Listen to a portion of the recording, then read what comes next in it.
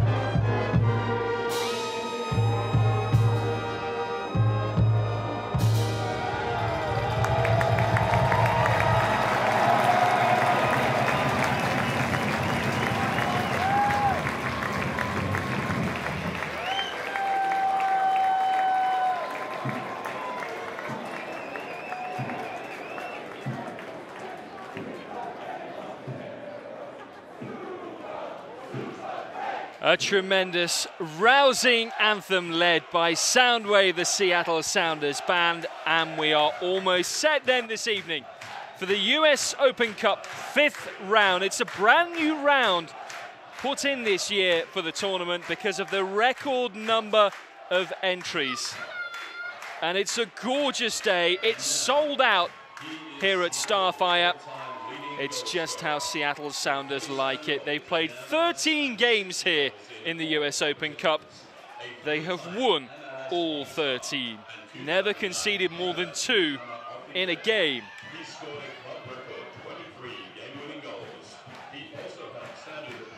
So the Sounders with a strong lineup tonight to try and get the job done.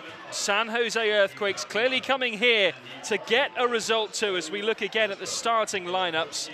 And Seattle, particularly along that back line, look out for Chad Marshall and Zach Scott to win the aerial duels against the 6-foot-plus front line of the Earthquakes. Kenny Cooper with 2 goals in the last round against PSA Elite will be looking for his 10th US Open Cup goal.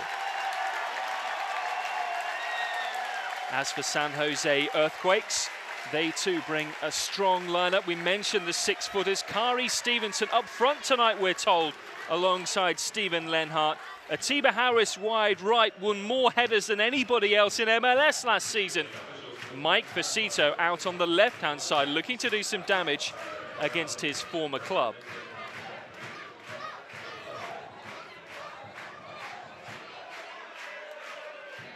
So can Seattle make it through to the quarterfinals of this tournament, having had such success in their 5 years as an MLS franchise? As you can see, Seattle are in the pitch black tonight. San Jose Earthquakes all in red. Our referee is Mark Kadlacek. Doesn't get too many MLS games, and as we saw in the last round, it was an assistant referee who stepped up to the plate, Babacar Jallo, who did a very good job. Tonight, I think it's a different kettle of fish. A much sterner task for the Sounders. Now against an MLS side, having dispatched the Amateurs of PSA Elite 5-0. I don't think anybody would expect another scoreline like that tonight. The most important thing for the Sounders is a victory to progress. It has to be settled tonight. If it's level at the end of the 90 minutes, we'll have a 30-minute period of extra time. And if it's still level, penalty kicks.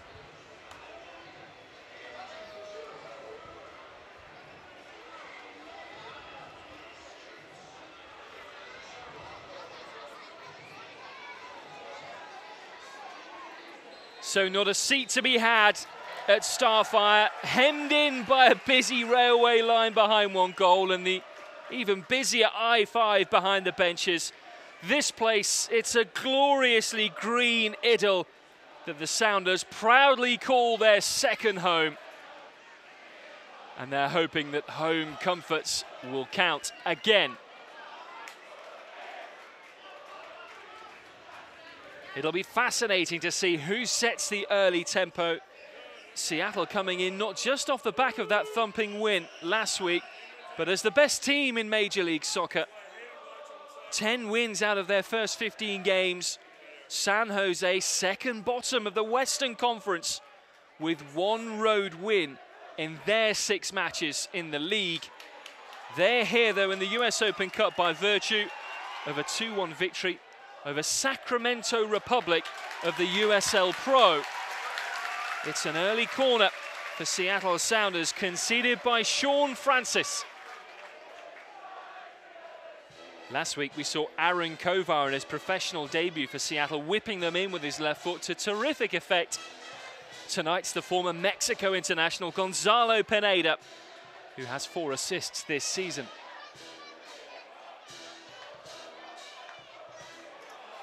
Driven low, it'll come through towards Nagel. Picked up by Marshall, and now Papa will have a go. No harm in hitting one from there, Marco Papa, who's continued to grow and grow in a rave green shirt. Slow start to his MLS career with Seattle, having come back from the Dutch side Heerenveen. A case of him having to find his confidence and play his way back into form. He was benched after a mistake early on against Toronto, but came back much stronger. Scored a terrific goal a couple of weeks ago against Real Salt Lake and is racking up the assists too. Azira wins the header. This is Papa. So good in close control. 3 players around him and still manages to retain possession. Barklage away, and that comes off Papa. One thing that people ask me about Starfire is it looks like it's a much smaller venue than we're used to seeing. Is it a smaller field? Well, in fact, it's not. It's pretty much normal dimensions that you'll see week in, week out in Major League Soccer. It has a tight, intimate feel about it, though. Atiba Harris. Now Barklage. Testing Zach Scott. Pineda. Tackled away to Harris. And he'll have a go. And a first touch to warm the gloves of Marcus Hanneman. I mentioned coming into this game, Sounders head coach Ziggy Schmidt saying that Marcus Hanneman will be his goalkeeper in the Open Cup. No matter how many rounds they go through, he's keeping faith with him, giving him his chance. In a fierce battle with Stefan Frei to be number 1.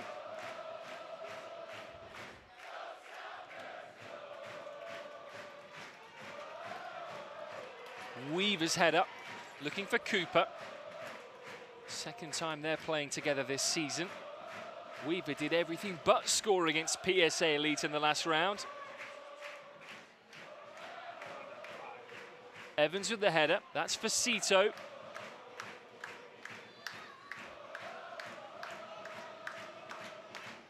And now Clarence Goodson asking for Cito to run. Evans gets there, there's a chase on for Hanneman, who does very well in the face of Steven Lenhart, who was steamrollering towards him. That's the last thing a goalkeeper wants to see, given Lenhart's reputation as a feisty battler. Harris. He was asking for Cito to run.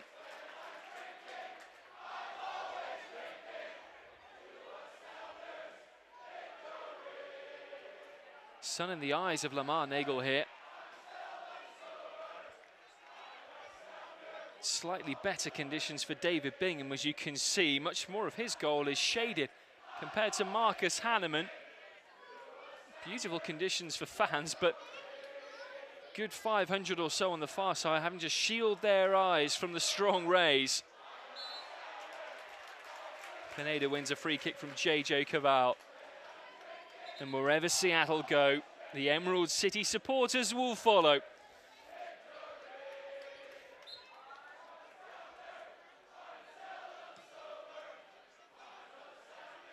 Nagel going up again with Francis. And Facito can't keep it in. So this, the last 16 of the US Open Cup. Seattle coming in round 4. This is now the 5th round. 12 MLS teams starting this round. 3 from the second tier NASL, the old North American Soccer League, revived a couple of years ago. And 1 club from the USL Pro, the 3rd tier, which is Rochester Rhinos. They play tomorrow against New England Revolution. Facito. JJ Caval, the rookie. Now Harden, more used to playing as a fullback, but San Jose have had a litany of injuries recently. They're without some big players, rather like the Sounders. Victor Bernardes, their strapping central defender, is away with the Honduran national team at the World Cup. Chris Wondolowski, their leading scorer too. And as you can see from that effort from Kari Stevenson, although it took a deflection, They've been struggling without him. Stevenson, in fact, the leading scorer with 3 goals for San Jose. He got a penalty in the last round. Wondolowski has 5. No one else has more than Stevenson's 3, though, and that has been a problem for San Jose. They've only scored 15 all year in 13 MLS games. Cronin's corner. Lenhart. And it's through to Hamilton, who saw it late through a crowd of players. Goodson keeps it alive. And it's turned behind for a second corner by Lamar Nagel. Palpitations along the back line there for Seattle.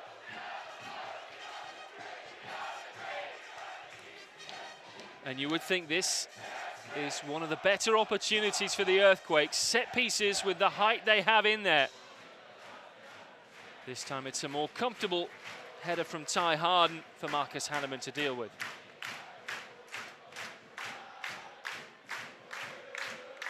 Seven players in this San Jose lineup are 6 feet plus.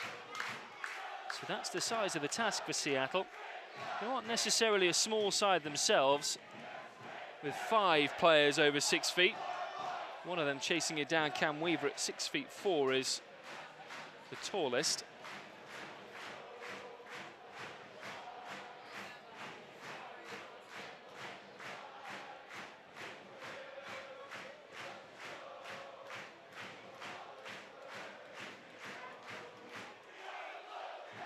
Scott going up with Harris. That won't be for the only time tonight. Ziggy Schmidt coming in. Did call this game a smash game, as Weaver now chasing down with Ty Harden. And David Bingham not caused too many problems. Spent some time away from San Jose this season on loan at their affiliate, Sacramento Republic. In tonight ahead of John Bush, the number 1 who is being rested. As Francis gives it away.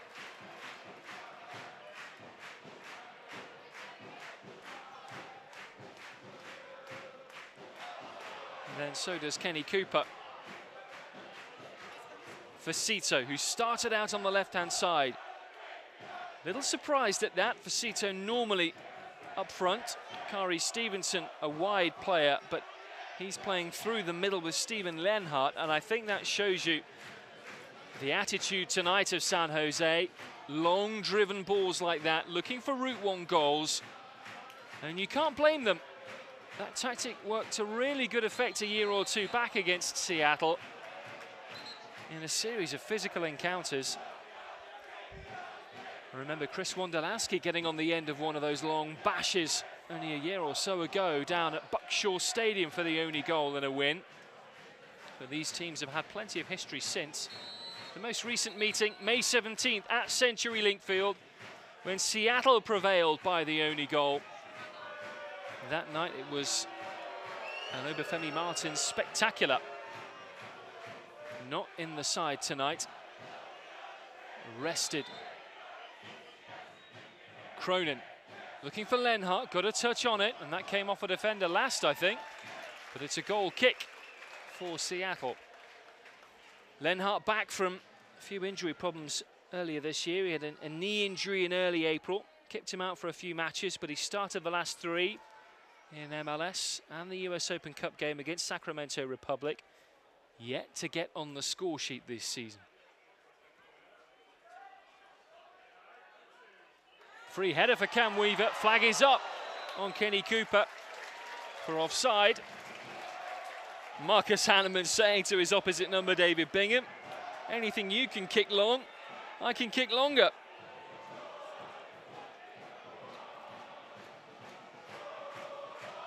And I did mention before this game, as we began our broadcast with the former Sounders defender Taylor Graham, these teams have history in this competition.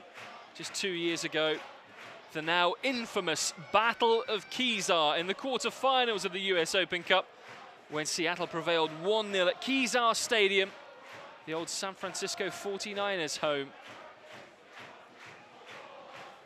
Alan Gordon red carded that day. A brawl to finish the match. Cordell Cato with the winner in his only Seattle Sounders goal.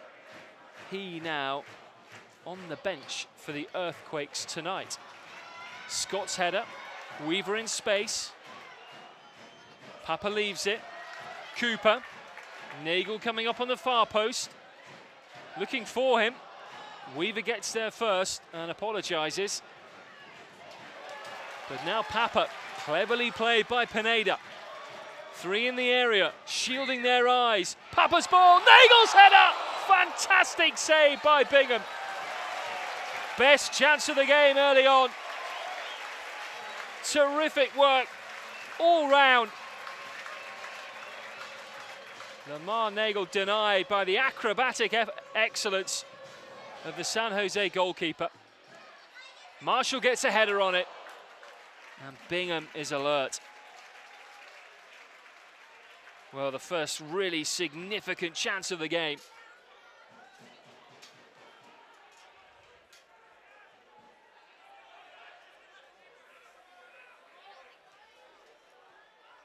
Scott with a very physical challenge on Lenhart. Got the ball but took the man. And the pantomime villain will walk away having gotten his team a free kick.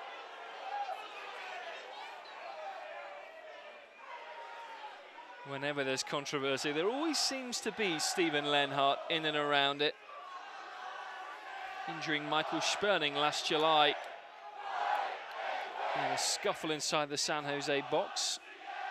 Scored a late winner over the Sounders just under 2 years ago in an MLS match. Plenty more besides. Knocked into the box towards Facito, and that's Chad Marshall conceding corner number 3 for the Earthquakes. It's been a very direct game early on.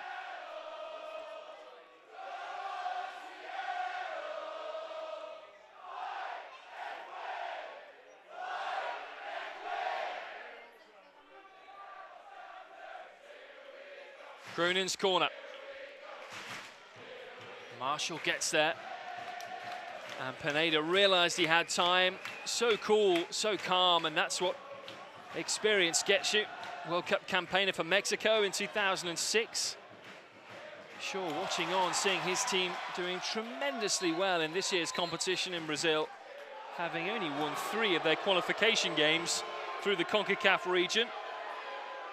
And they're firing on all cylinders down in South America when it comes to the really big stuff.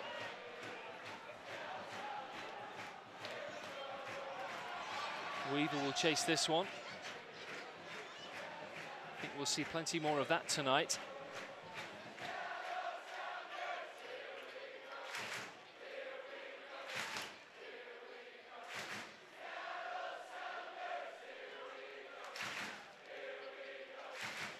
Cronin pressurised by Pineda. Now that hit his hand.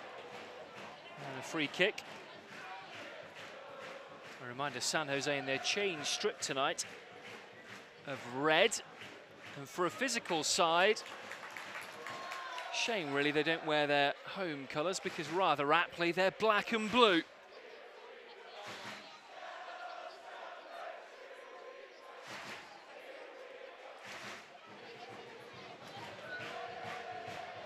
Evans looking again for Weaver, who wins a throw for Seattle. Only his second start for the Sounders. Papa. Just needs half a yard, doesn't he? Towards Kenny Cooper. And Brandon Barklage manages to snaffle that one behind. Marco Papa is certainly up for this one tonight.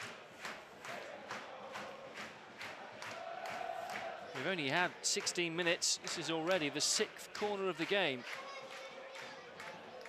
It's Pineda. Up goes Weaver. The keeper Bingham gets there. Papa's a little fortunate. Couldn't make anything of it in the end. Marshall gets there. Stevenson. Bit of room for Lenhart. Never going to shoot from there. And given the accuracy of that pass, he might as well have had a go because he couldn't really have done much worse.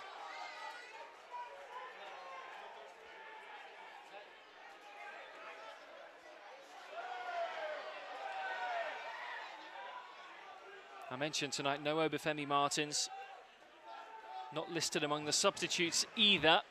I know the condition of the field turf here at Starfire is a concern for Ziggy Schmidt. Said it's not the best. If you were with us last Tuesday, you'll have heard me talking about how the blades of artificial grass are lying flat, which means there's a strong roll on the ball. They like instead for those blades to be upright to give it a more authentic grass feel. But the turf is worn down, a little harder on the limbs, and even though Obafemi Martins is suspended for Saturday's MLS game at DC United, Sounders coaching staff wanting to protect him, keep him fresh.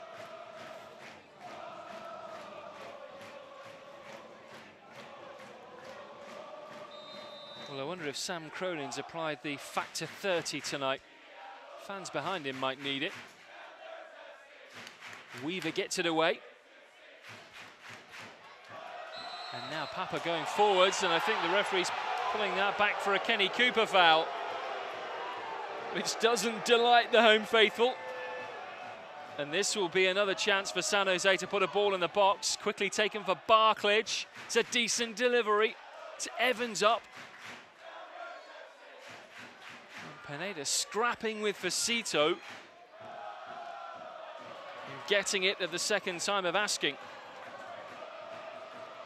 There is a real physical element to this game as Lenhart is called for a foul. It's tight, it's tough, and it's the bruising battle I think everybody expected. San Jose doing a very good job of disrupting the Sounders' rhythm, but a little too good a job there from Atiba Harris, and he is the first man into the book. A couple of yellows and a red card for him last season, known as a physical player.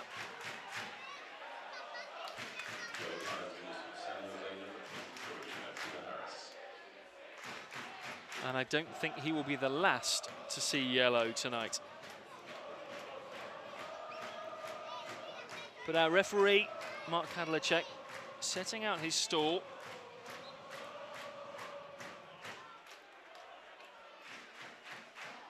Marshall looking for a run from Evans here. And that last came off the defender, Facito. And that's corner number 4. And if this continues for 90 minutes, I think the ball will have a headache.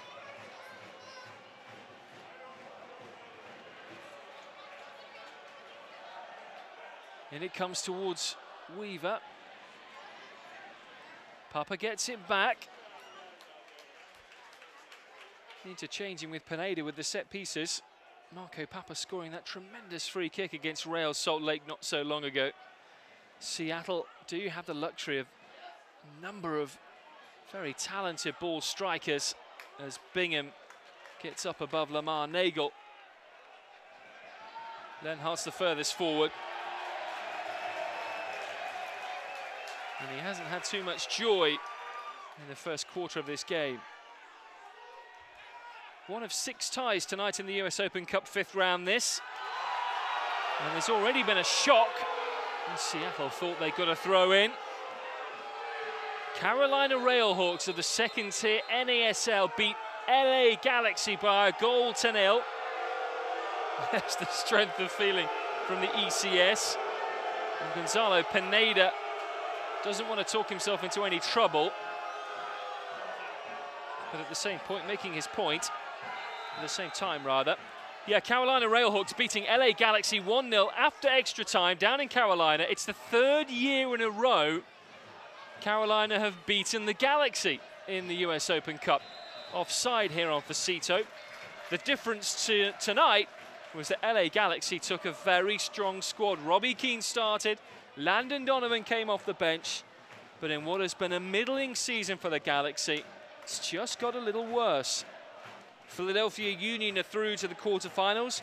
They beat the New York Cosmos, another NASL side, after extra time by 2-1. Portland Timbers beating Sporting Kansas City away 3-1, huge result for them. There was a lightning delay at Dick's Sporting Goods Park, where Colorado were last trailing Atlanta Silverbacks by 1-0. And FC Dallas 2-1 up over Houston Dynamo. We'll bring you more updates on those games that are in progress. Facito has robbed Evans into Stevenson. He's got a hammer shot. Denied that opportunity by Michael Azera. Good covering by the 26-year-old, the Ugandan. His first season with the Sounders. He'll run all day. Really good engine, Michael Azera.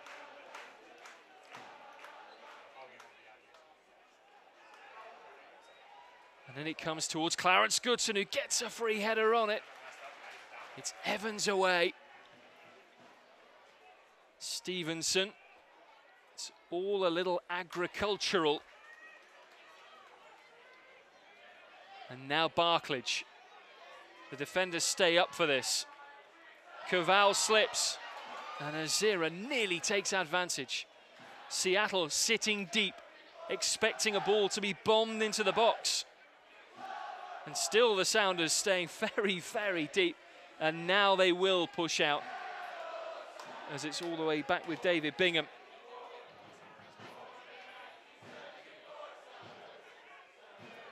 Up goes Scott with Lenhart, gets a good effort on it.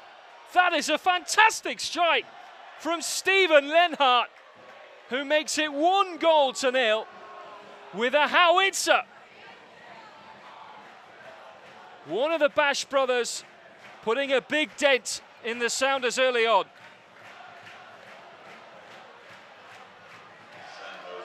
Well, it was direct again in a tangle with Zach Scott, and the pace of it was just too much for Marcus Hanneman.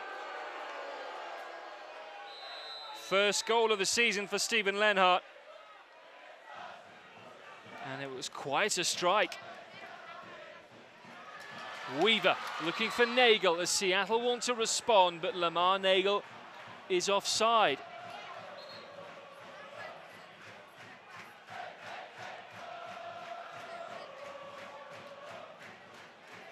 Well, it's not often Seattle are behind at Starfire. They have a slightly bigger task on their hands now.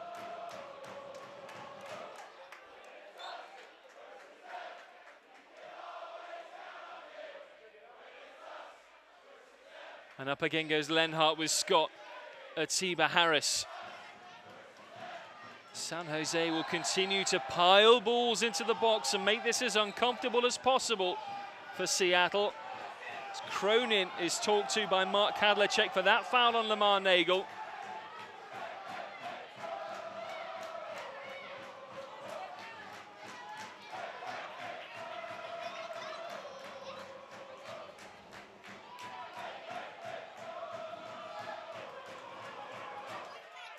Gonzalez.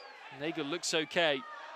Cooper makes a run for him. That creates the space in field. Weaver for Nagel. On he goes. Can he control? Now it's Cooper! 1-1! The sweetest of strikes from Kenny Cooper. 3 goals in 2 games. The Earthquakes lead quickly eaten away.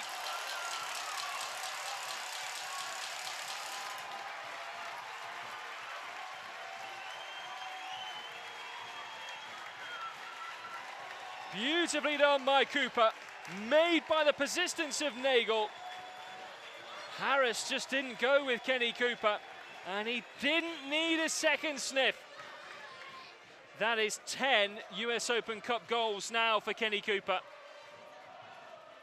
I don't think he'll have scored many cleaner than that. Clinical strike.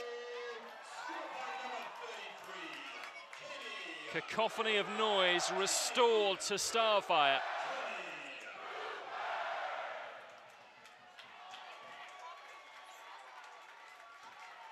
And you have to say the persistence shown by Lamar Nagel there, who started the move from the left-hand side, continued to combine, held off his men, created that space by drawing defenders to him.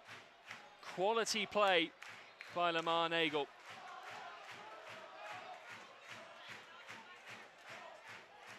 Fifth corner for San Jose, who will want to bite back again in the way that they know best, using their aerial power.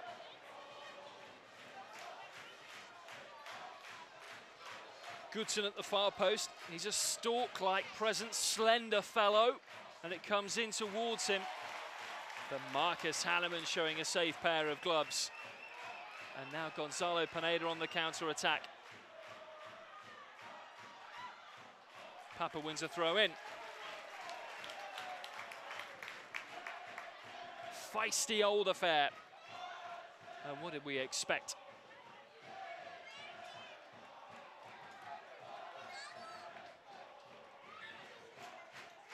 And having come from England with that long history of the FA Cup, the premier knockout tournament in the world, it's great to get a taste of similar action here. These teams know that, rather like the FA Cup, form often goes out of the window as Facito puts it in and Marshall clears.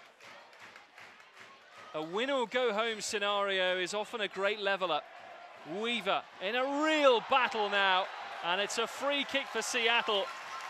Harden said that both players were tugging each other's shirts, but the assistant was quick to flag in Seattle's favour, and this is a terrific position made for Marco Papa.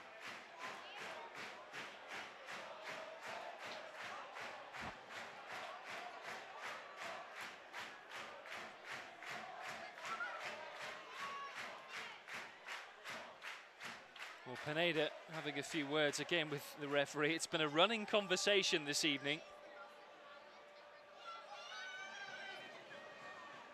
Tight angle. There's a wizard on set pieces though on Marco Papa.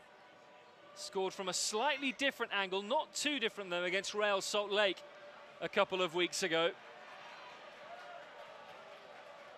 Pineda comes away from it. Marshall and Cooper at the far post.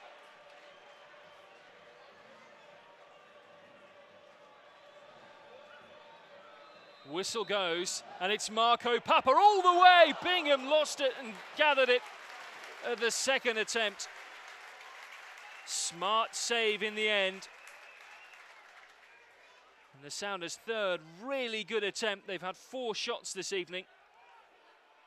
Third on target.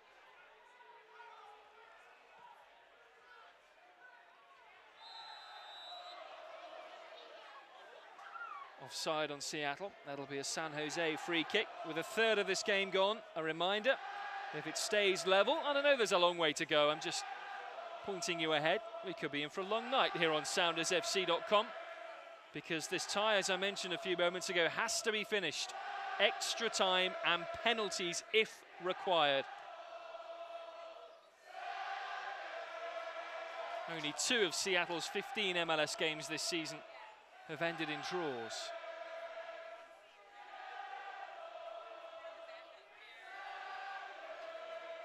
Brad Evans.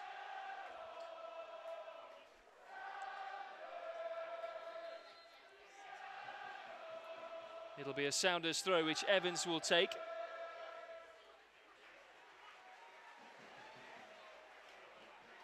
They'll sing till they're hoarse.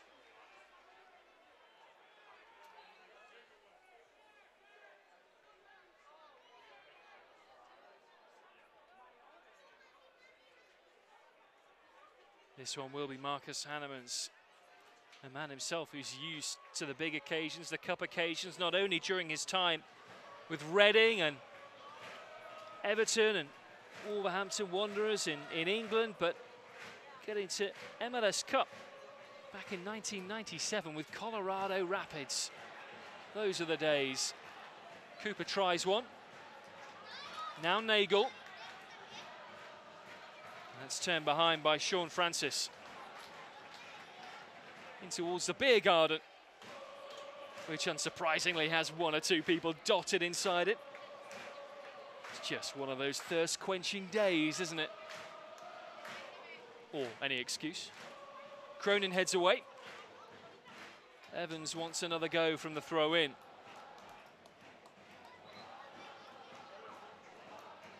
Two balls on the field momentarily.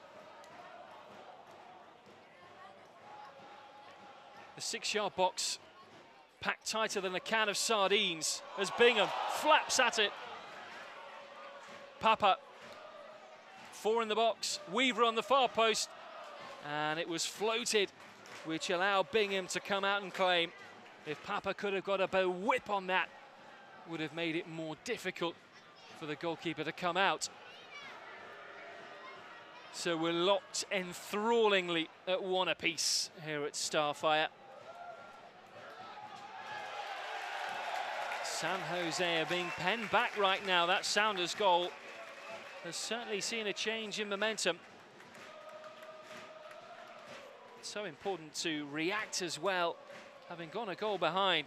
This is a Seattle team which has shown true character all season long.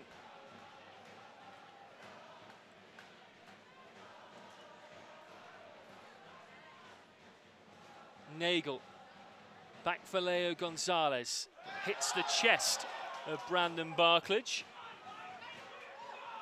Now Pineda, Cooper's offside, Weaver isn't.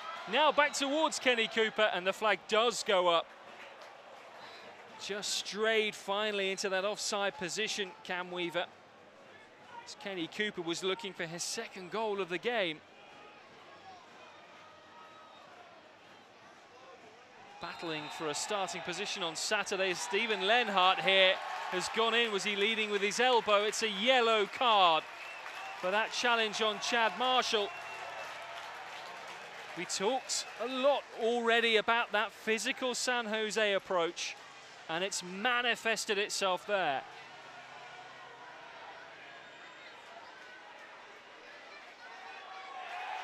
Second San Jose player to go into the book.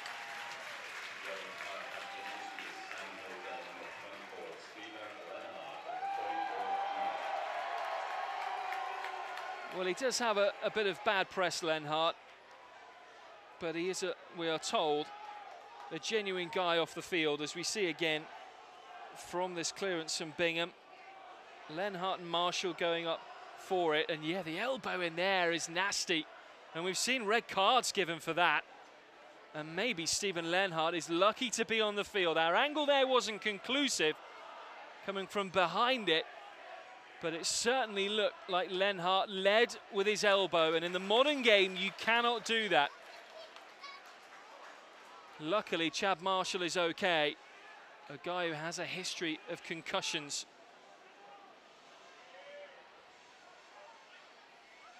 Azira challenged by Harris. Facito will get that. And Papa, who's switched flanks with Nagel, concedes the throw in.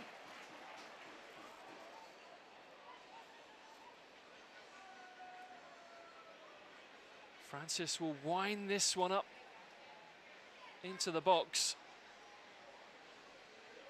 Lenhart, who I think is lucky to be on the field. And then Cronin converts for the extra point. So 1-1, 10 minutes to half-time. Stephen Lenhart with the opening goal for San Jose. Really out of nothing. It was a terrific strike. That's the other side of Stephen Lenhart. He has quality as a striker. Kenny Cooper, 2 minutes later, equalising for Seattle.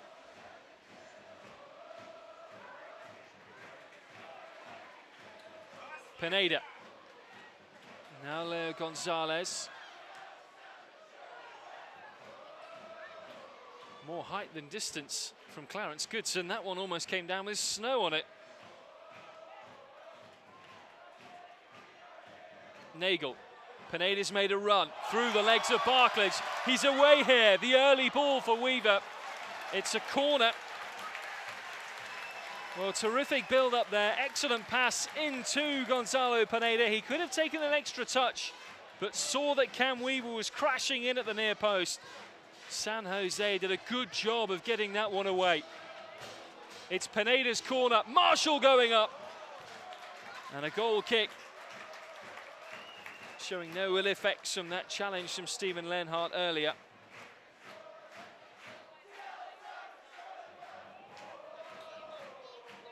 Well, Pineda has been something different for Seattle Sounders this season.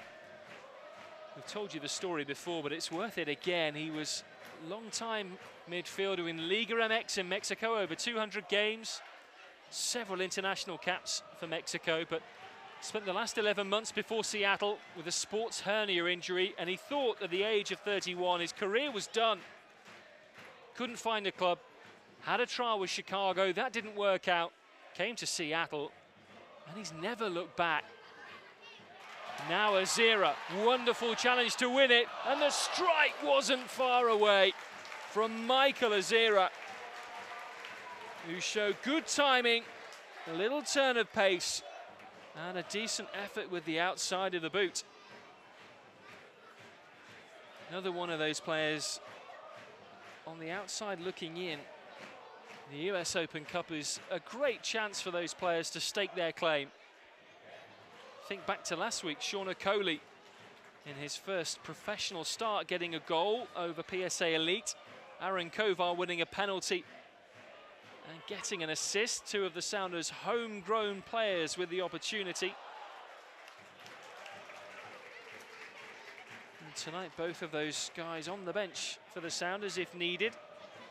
It's a pretty strong bench though for Seattle. Stefan Fry, Ozzy Alonso, Jalilani Barber, Chad Barrett and David Estrada making up the rest of the 7-man bench.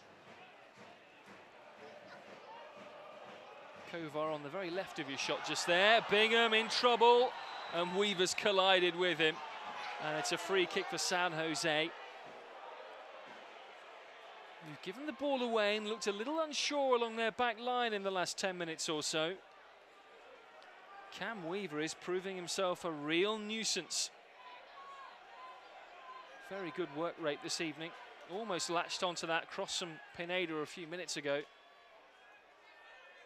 Continuing to cause problems. Azira. Nagel for Cito working back. And Nagel clips Francis, that's a free kick.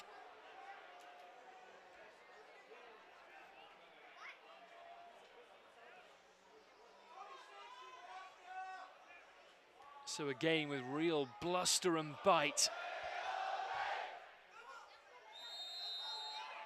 Leo Gonzalez tugging the shirt of Atiba Harris. And that signals straight away the opportunity for the central defenders to come forwards for San Jose. They'll pump the ball in long.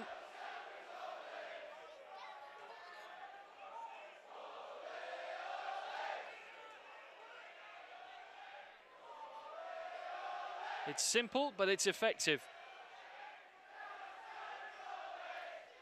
Cronin will take it. Steepling one towards Goodson. Azira gets it away.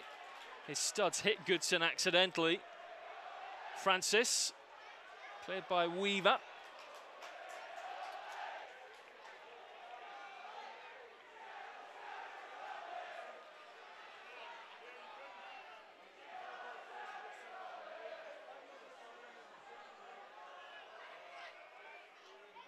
Harris going up with Gonzalez. Good header by the Sounder. Papa wants to release Pineda. Beautifully done. 3 on the far post now. Marco Papa going on. Waiting for support. Gonzalez providing it. In towards Cooper. Harden gets his head on it. Azira wins it back. Had a strong first half, Michael Azira. And that's well tackled by Kari Stevenson. The pressure coming from Papa, and that denies a counter-attacking opportunity for San Jose. Scott with a really good header, and Lenhart conceding the free kick. Keep your eye on those two for the rest of the game. Two absolute competitors. This time it's an Azira foul. The 10th of the evening by Seattle. San Jose, for the record, have 7. Facito onside. Up goes Harris with Stevenson. And that's a handball and a Seattle free kick.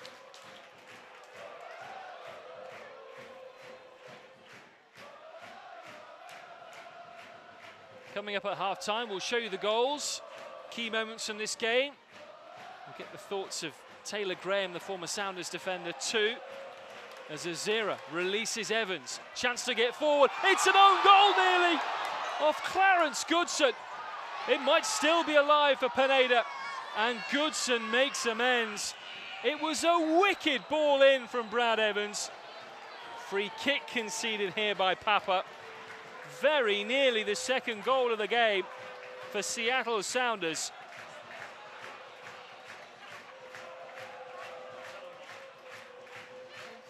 Rare chance for Brad Evans to surge forwards down the right-hand side.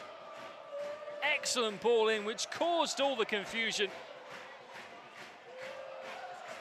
With Goodson with his back the wrong way, facing his own goal, almost putting it in his own net.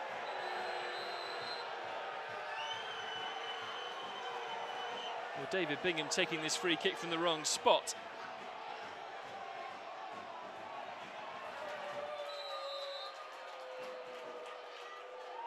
Scored from the halfway line once, David Bingham, for San Jose in an exhibition game. Poor one this time. Nagel for Kenny Cooper. Weaver comes near post. Tries to dart away. Cooper doesn't need him. It's well defended. Slicing move by Kenny Cooper.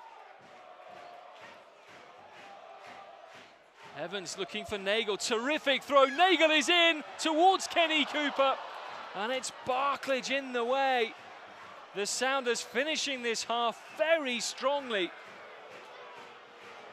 Excellent intuition from Brad Evans, and it's Nagel finding some space in the area. I thought for a moment he'd have a lash himself, but it was a tight angle. Cooper peeled away to the far post. If he committed, he may have got a tap in.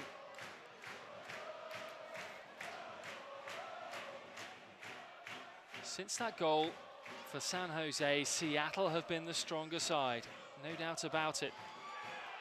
They've controlled the tempo, they've forced more chances, and San Jose have rarely threatened but for set pieces.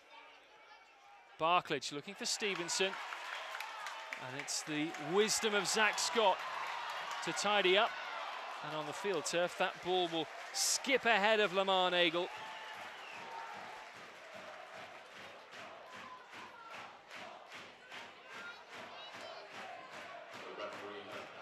Well, there'll be 1 minute of added time in this first half, which we're just into. There haven't been too many stoppages, hence just the 60 seconds. Ferocious battle out there on the Starfire turf as the sun has now gone in, as you've noticed. That'll make it easier for the goalkeepers.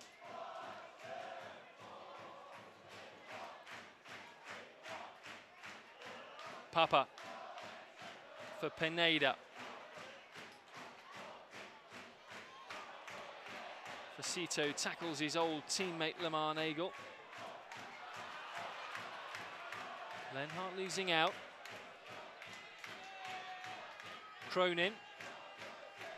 Stevenson. Seattle will just want to keep this tight. Brad Evans does just that.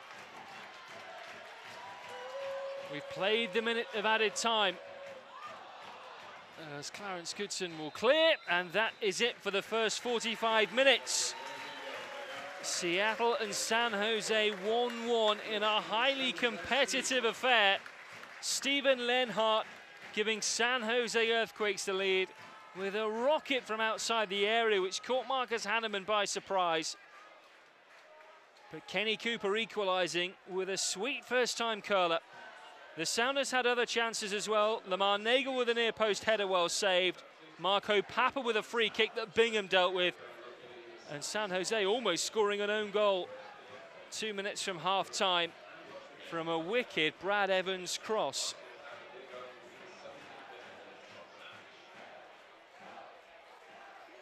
Well, plenty for Ziggy Schmidt to have a chat with his team. As let's have a look at those first half highlights with Seattle Sounders 1-1. This is the Steven Lenhart goal. Deflecting to him, and Lenhart didn't need a second go, did he? That is a terrific finish from outside of the area. We see again, thump, and that's 1-0 San Jose Earthquakes. But Seattle were not to be outdone. Nagel battling away, and Kenny Cooper with a terrific low finish. Getting half a yard away from his defender, and David Bingham never had an earthly. Strong work from Lamar Nagel. The assist to him, Kenny Cooper with his 10th US Open Cup goal. And you can see it again, this is a lovely angle. But David Bingham couldn't really get a hand near that.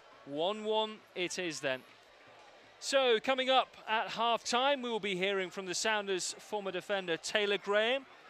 We'll also update you on what else is going on with the Sounders, of course, back in Major League Soccer action in the next few days at DC United. So stay with me, Ross Fletcher, for half-time. Here on SoundersFC.com, the score is Seattle Sounders 1, San Jose Earthquakes 1.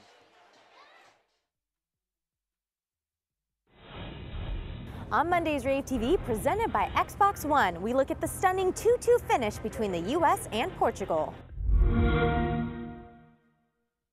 Hey, what's going on? I'm Jackie Montgomery, and welcome back to Rave TV. Well, I hope everyone has recovered from the roller coaster ride you went on Sunday afternoon in the U.S. men's national team's 2-2 draw against Portugal in the second match of the World Cup group stage. It looked like a sure win for the U.S. heading into the final seconds of stoppage time, but it turned into a punch in the gut as Portugal netted the late equalizer off a Varela header to stave off elimination. That header, by the way, was the latest goal scored in regulation in World Cup history. Ouch. Well, enough of the bad, let's talk about the good, as U.S. midfielder Jermaine Jones leveled the match at 1 with a spectacular goal in the 64th that he whipped in from outside the box. It was his third goal for the U.S. and his first in more than 2 years. But what got Seattle, and most likely the entire state of Washington, on their feet was when the Sounders' own DeAndre Yedlin subbed into the match in the 72nd minute and made almost an immediate impact.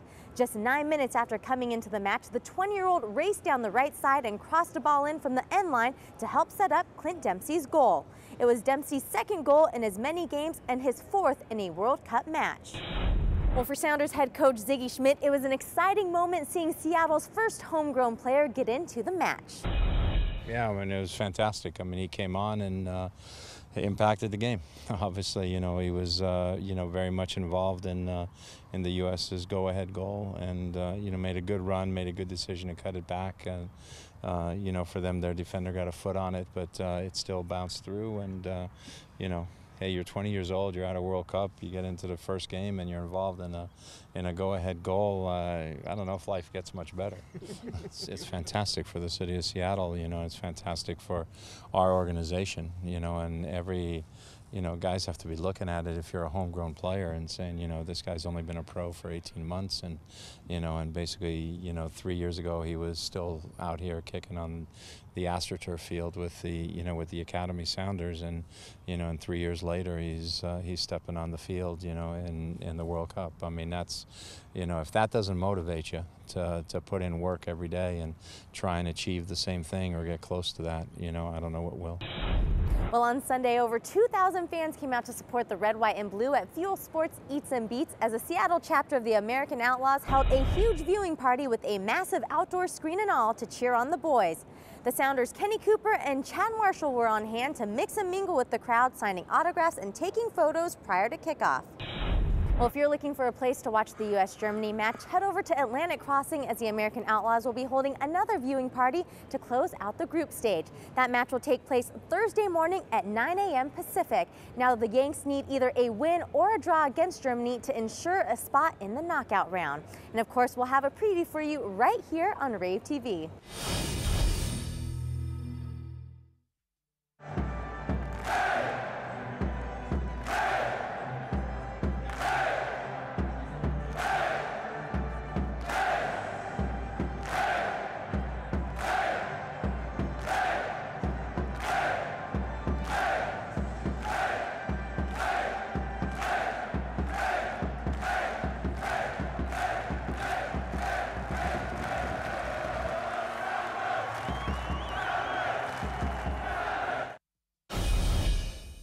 Hey, what's going on? I'm Jackie Montgomery with a Rave TV Extra.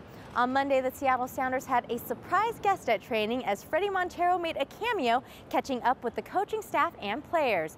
The Colombian forward, who currently plays for Portugal's Sporting CP, still has family in Seattle and says he will always call the Emerald City his second home. Yeah, I'm gonna be here for the Open Cup game, and I hope they win. You know, it's a big opportunity for me. So I'm leaving next week. So this is the only game that I can go. So yes, and I'm with my family here. You know, it's my second home, and always happy to come here, and always I feel like I had to go say hi to my old teammates too.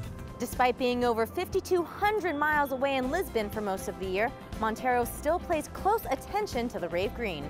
Oh yeah, I still have friends here, so for me it's like always looking back, you know, because I care about them, and I know that they can still win the Open Cup this year, or they can play for the first position, and hopefully this year they win the Sport Shield. Last year they had it close, but yeah, I always want the team getting victories, and I'm happy for them because they are doing that right now.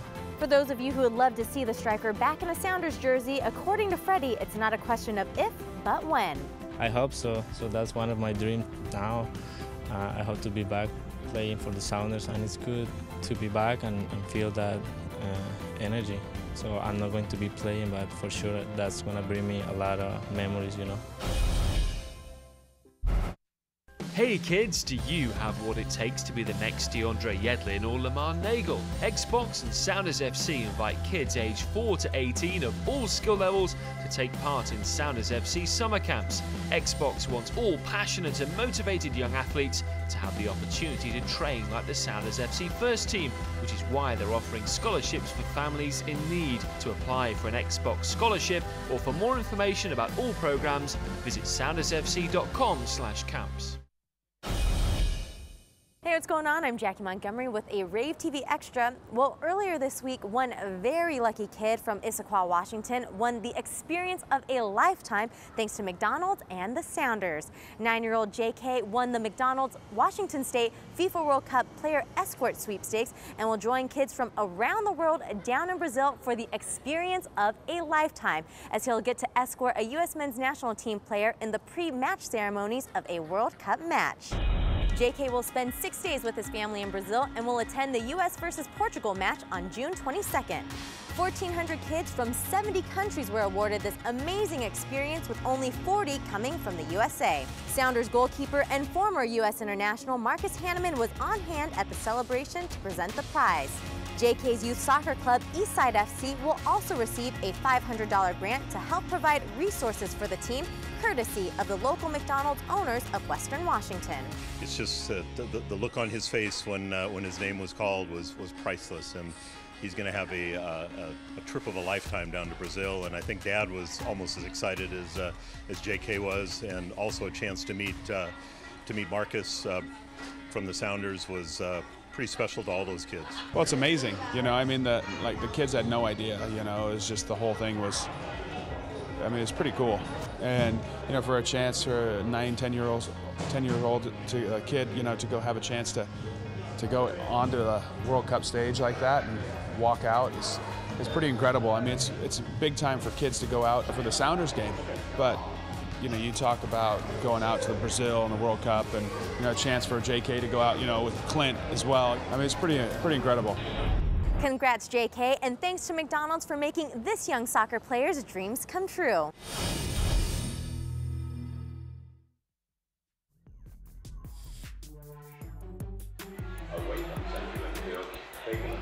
Welcome back here at Starfire, the US Open Cup 5th round tie at halftime. Seattle Sounders 1, San Jose Earthquakes 1. Another 45 minutes to go.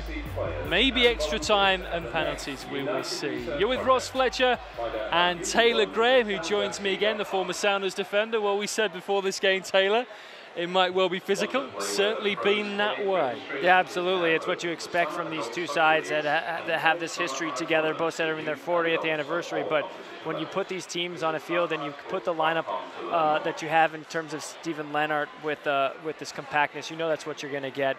A lot of battles. That's one of the reasons why Ziggy Schmidt inserted Chad Marshall into this lineup.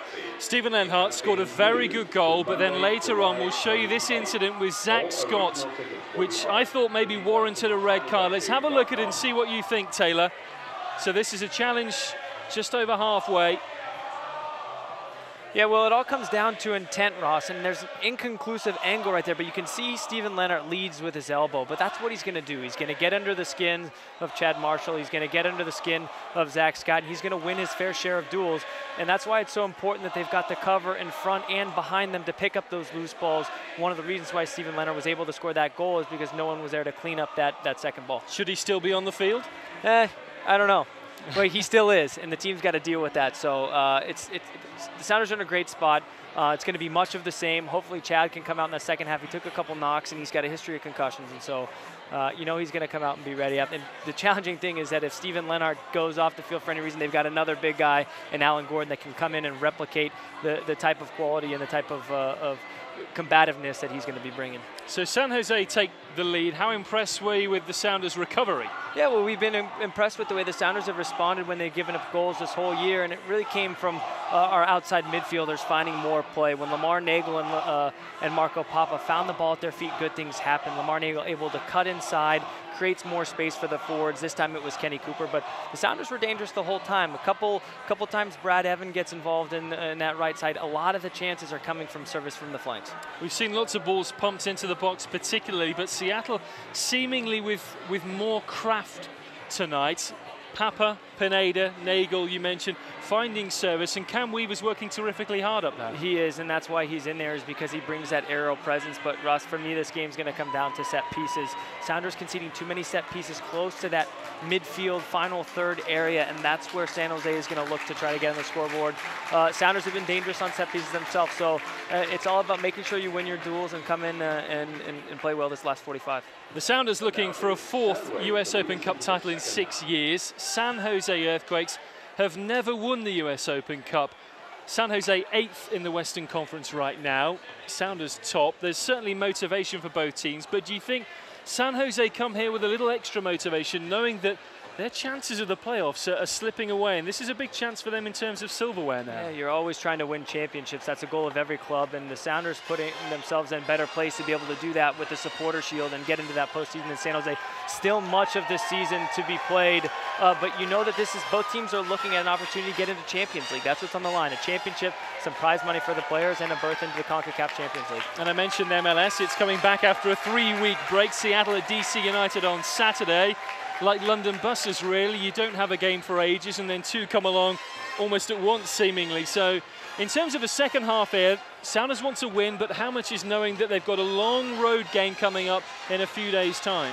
Yeah, I honestly don't think that comes into play right now. Right now, the team's focused on getting through this 45 and finding a way to win this game, and they'll deal with DC when it comes to it. There's enough quality on the Sounders bench, and the depth of the squad we've seen throughout the entire year so far. And if they need to rely on that, if they get tired from tonight, so be it. But the goal of tonight is to find a way to get into the quarterfinals and put the Sounders in another chance to host Portland Timbers on that July 9th date. Okay, we'll see if that can certainly be the path. Portland winning tonight 3-1 at Sporting Kansas City, which means they are through to the quarterfinals. Seattle looking to join them.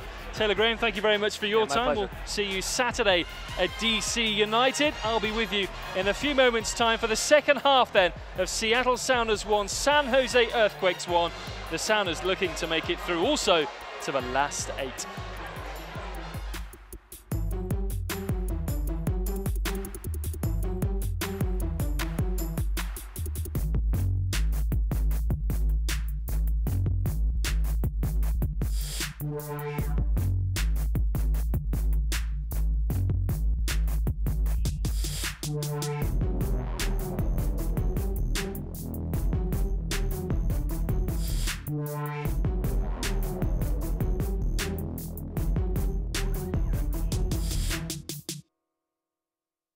So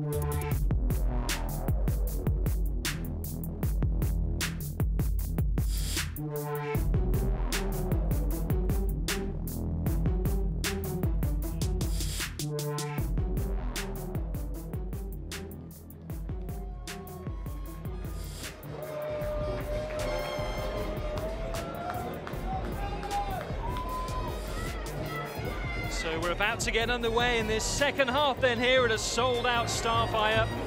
No changes for either side. Seattle in the pitch black, San Jose Earthquakes in the blood red.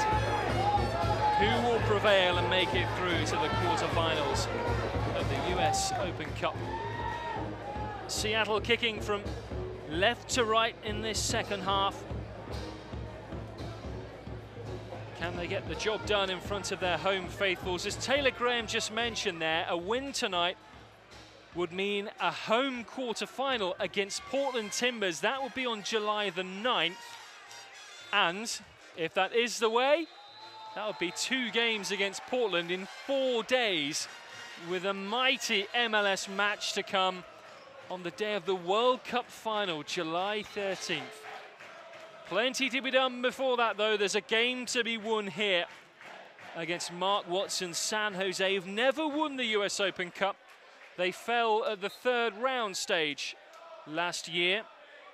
We talk about Seattle having long road travel to come against DC on Saturday. San Jose have a big game themselves at home. As here, on the edge of the area, there's a clash between Cam Weaver and his defender. And Weaver has been called for the foul. San Jose against LA Galaxy on Saturday at Stanford. And that is the Cali Classico. There goes Weaver with Brandon Barklage. No intent meant by Weaver.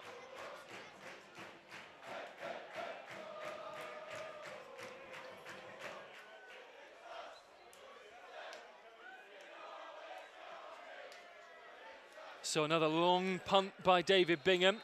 And this time Stephen Lenhart is fouled. Taylor Graham saying that Seattle can't afford to give too many of those free kicks away. It's their 13th foul this evening, Seattle. San Jose with 9.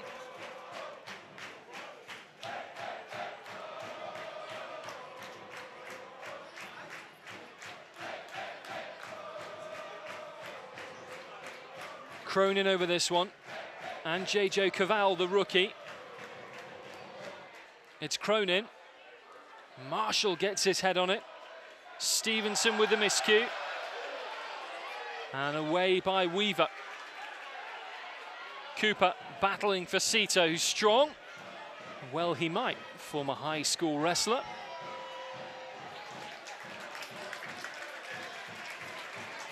Marcus Hanneman long for Weaver.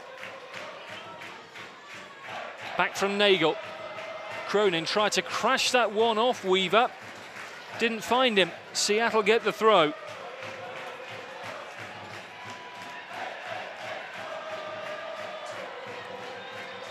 Facito comes back to try and stop Nagel. Pineda, Evans, 2 in the area. Far post here is Weaver. Wouldn't quite curl round for him. We saw Brad Evans in that first half with a terrific cross late on in the first 45 that almost produced a goal with that deflection off the post.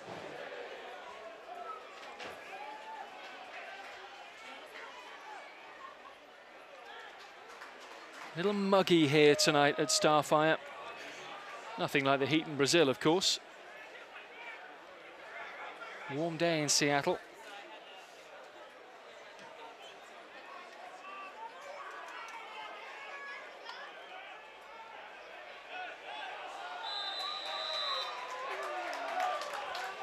Here come the Sounders with Pineda, looking to combine and Weaver. Papa. Cooper leaves it cleverly for Nagel. Shouts of handball, and that will be given. And deliberately so, it's a yellow card for Sean Francis.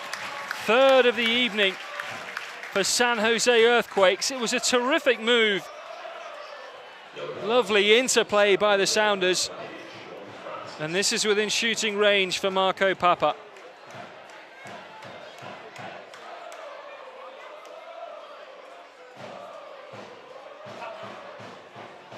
Well, just to update you on another game going on right now in the 5th round. 8-man, yes, 8-man Atlanta Silverbacks of the NASL, 2-1 up over 10-man Colorado Rapids. That one with around 10 minutes to play. And you thought we had drama here. Here goes Papa. Comes back to Gonzalez,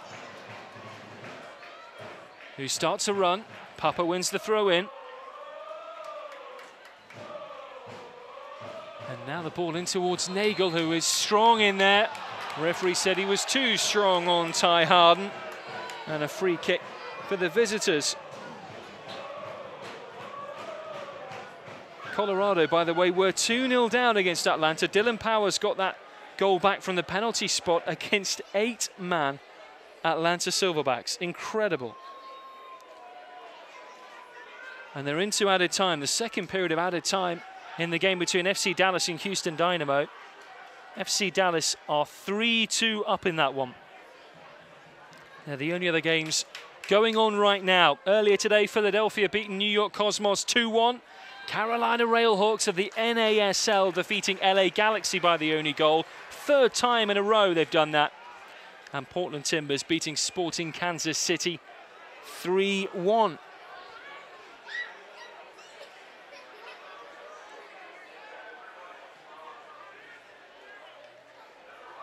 Weaver for Evans. Nagel, who has been very sprightly today, was held there by Francis before he finally tried to get to the ball. Nothing given. Now for Cito. Shows too much of that one to Chad Marshall. Battle of the intellects. Former Harvard and Stanford men.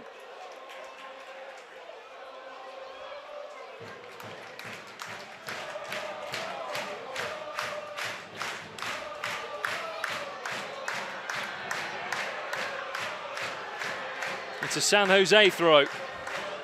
Another chance for Gonzalo Pineda to have an animated chat, shall we say, with Mark Kadlicek, our referee.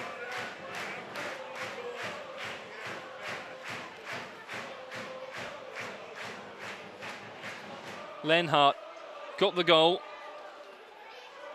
Could have had a yellow card for an aerial challenge with Zach Scott earlier.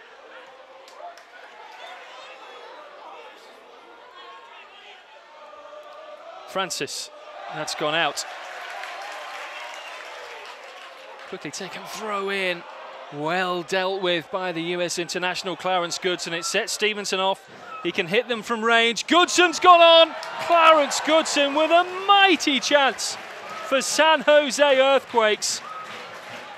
In the end, it was a defender's finish, but a fantastic run by the central defender who started the move from deep. And that's a let-off for Seattle, no doubt about it.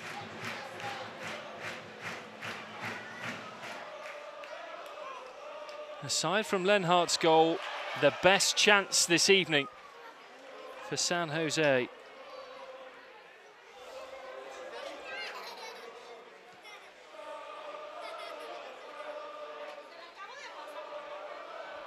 Lenhart and Scott going at it again. Nagel. And there's Cronin, who's such a mainstay in his 5th season with San Jose. Calm and controlled in the middle of the park.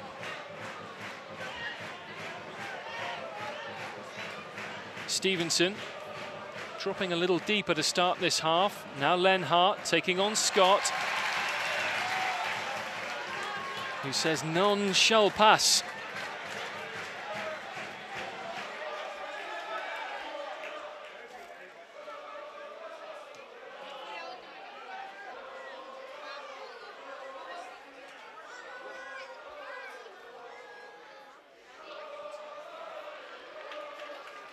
Harris takes a tumble, no free kick.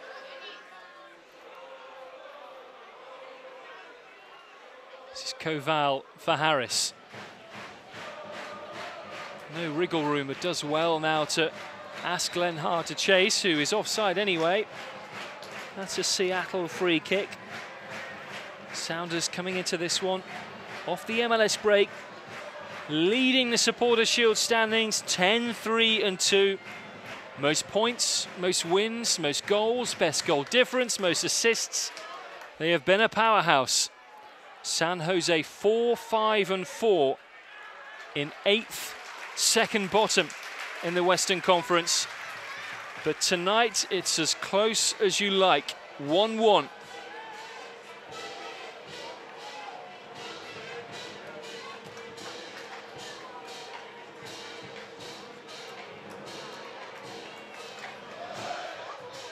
Driven in towards Marshall, Lenhart gets there. Scott puts it back. The languid Koval can clear.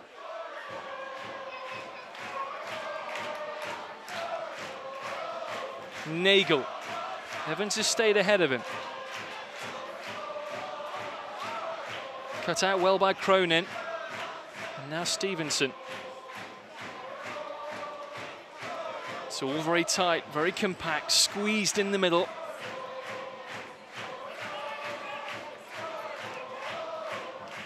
Facito hasn't had any joy on that left-hand side. No change out of Brad Evans. And I mentioned earlier the high-quality players who are missing. Dempsey, Yedlin, Obafemi Martins, Chris Wondolowski, Victor Bernardes, to name but 5. Still lots of international experience out there. As Facito is caught offside. You just have to look along the back line, don't you? Brad Evans, Chad Marshall, international players. Leo Gonzalez with 61 Costa Rica caps. Gonzalo Pineda with 34 appearances for Mexico. Kenny Cooper, an 11-time US international. And then for San Jose, Clarence Goodson, very close to getting into the US national squad for the World Cup himself. He was cut from that 30-man roster when it was trimmed down to 23. Defending for him here, Nagel's cross, and it was hard and away. Papa with the volley! Just wide. Tremendous technique from Marco Papa, who hit it cleanly and almost hit the roof of the net. It's the closest Seattle have come in this second half.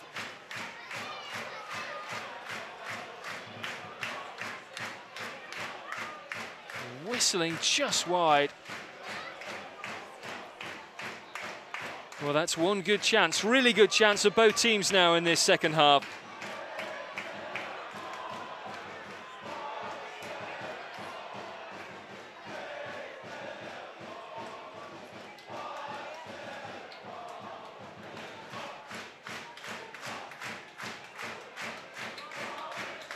Barklage with the throw, former New York man. In towards Harris. It's Papa defending. Something he's improved, really improved this season for Seattle. You can see what terrific technique he has on the ball. He showed it just a moment ago, but also very good now working back on the other end of the field, which is something he said he tried very hard to improve since coming to the Sounders. Zira has to be aware of Lenhart behind him. Cooper, chance to run at the San Jose back line. Weaver. Pineda. Nagel, the overlap from Brad Evans. 2 in the box. Come all the way through to Papa. Cooper and Weaver stay in there. Working on Harris, lovely ball, and turned behind by Sean Francis. Marco Papa is getting better with every touch tonight.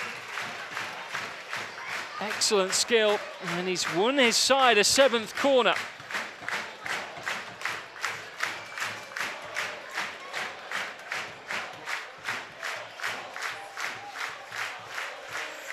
Gonzalo Pineda with it. And it goes towards Cam Weaver. That was a very good chance too. Second good look in about 3 minutes.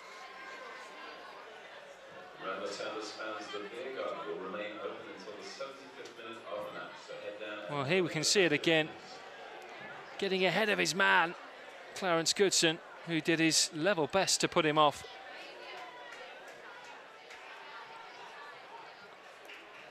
There does seem that there'll be more goals in this game. I seem to have said it every week with the Sounders. And for good reason. They're the leading scorers in Major League Soccer.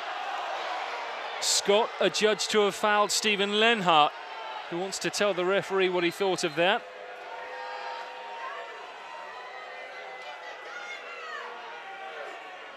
It's a free kick for San Jose. I think a talking to for Lenhart for reacting, even though he'd won the free kick. He's already on a yellow card. What's he saying here? Not me, boss. Nothing to see here. Talked in the first half about him being a pantomime villain. Doesn't seem to be ever too far away from controversy.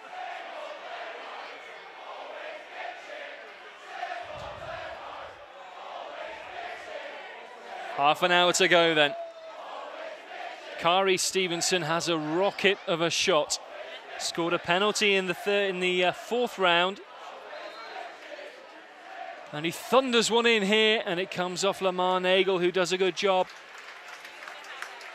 Corner number 6 for San Jose.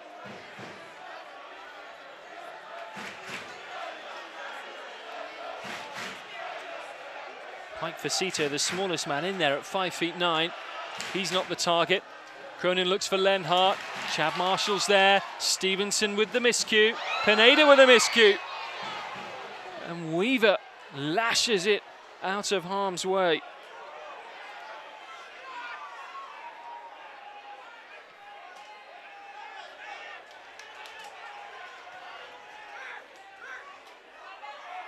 Kari Stevenson, the Jamaican, found more playing time this season in his second spell with the Earthquakes. Koval.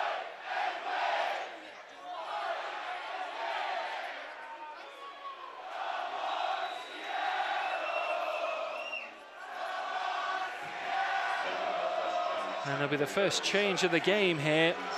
And if you thought San Jose were going direct, this change will do nothing to put you off from that thought. Alan Gordon will be coming on, but it's Stephen Lenhart coming off, and that's probably a wise move by the Earthquakes head coach, Mark Watson, because Lenhart on a yellow card, lucky not to see red for that elbow on Zach Scott in the first half. In a running commentary with the ref in the second, it's very much a like-for-like change. Alan Gordon, the man who was sent off for a headbutt on Mark Birch in the last meeting of these teams in the Open Cup 2 years ago in the now dubbed Battle of Kezar. Cooper for Nagel, it's a really good effort. And David Bingham can watch it wide. Further out than the goal he scored, the winning goal at Chicago 3 weeks ago, but reminiscent there from Lamar Nagel, who showed poise and almost showed pinpoint precision. Well, I mentioned that game, the Battle of Kezar 2 years ago. It really was a scrappy, dogged affair. Ended up with a brawl at the end of the game. Sounders coming away with a 1-0 win thanks to Cordell Cato. It's got me thinking. Watching on the webcast this evening, you can tweet me at RossFletcher1.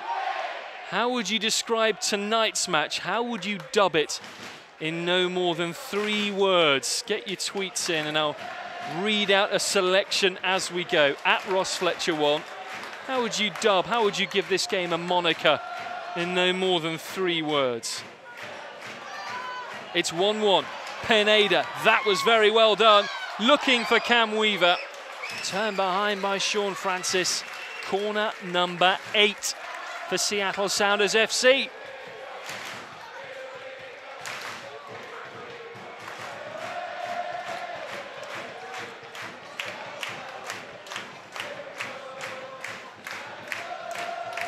going to be Marco Papa with the corner.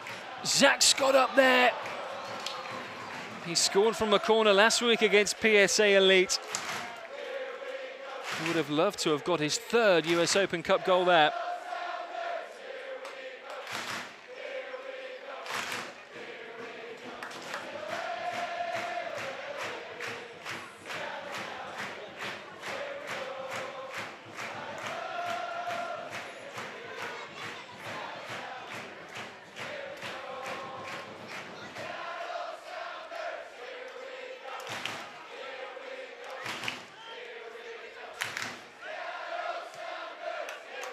Sean Francis, Alan Gordon with a touch, freshly on for the San Jose Earthquakes. Hanneman with a bouncing ball to deal with, does well enough. If Weaver can turn, the break is on. Still might be. Pineda finds Papa. And San Jose have men back. Congesting things in the middle of the park. Two sets of 4-4-2 teams going at it.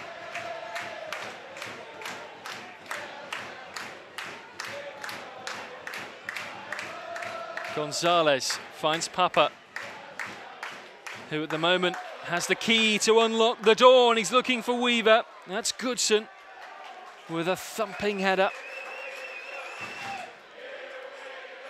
And now there's a chance there for Nagel to get a cross in. Put behind by Harden. Corner number 9.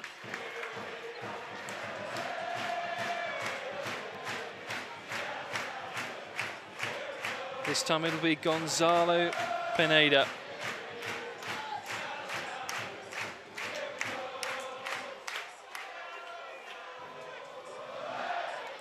In it comes towards Marshall. Alan Gordon gets his burly frame to it.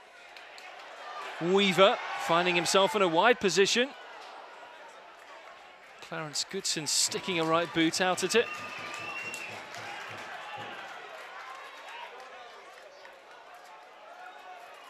Fan throwing the ball on the field there. Just trying to be helpful, I'm sure. Looking for Weaver, he's got a head on it! Barclage turns it clear. Papa might have a go. Doesn't fully get hold of it. It's still requiring David Bingham to make the save. Nearly 30 yards out there for Marco Papa.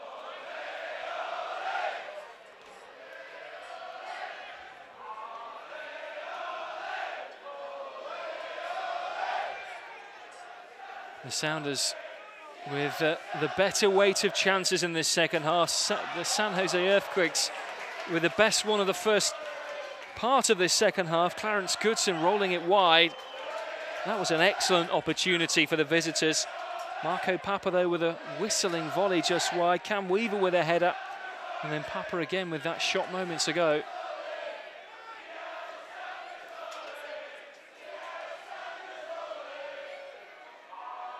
Nagel has Evans on the overlap, and Facito puts it out. 2 balls on the field again.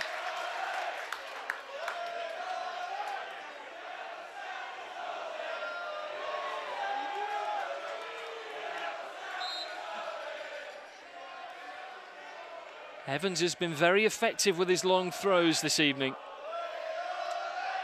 Looking for Weaver.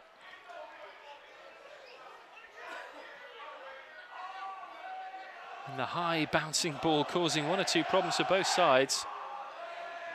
San Jose can break with J.J. Caval. Harris, Barclage on the overlap, shows too much of it to Azira.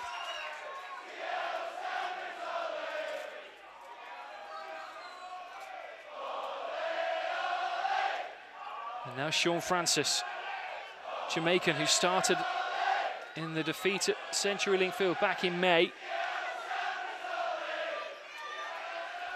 And Clarence Goodson, and Azira's pressure forcing the Earthquakes back. Forcing Bingham into the long clearance. And forcing it down now towards Atiba Harris. Barclage did very well to keep it in, but he's offside. So 1-1, more than 20 minutes to go here. Thank you for your 3-word tweets. James says, thriller in Tukwila. I like that. Courtney summing up this game in 3 words so far to go along with the Battle of Kezar 2 years ago. Physical, fouls, goals. Anish simply says Sounders will win. Here they come with Nagel. Kenny Cooper inside of him. Nagel might not need him. And David Bingham forced into a save. Either side of him, much more tricky. Another good look for Seattle. Purposeful run from Nagel.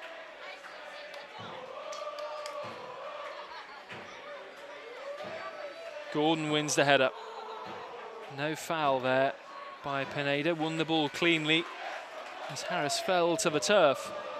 And then Nagel is surely hacked down, and the referee waiting to see if there was an advantage, and there wasn't, so a free kick.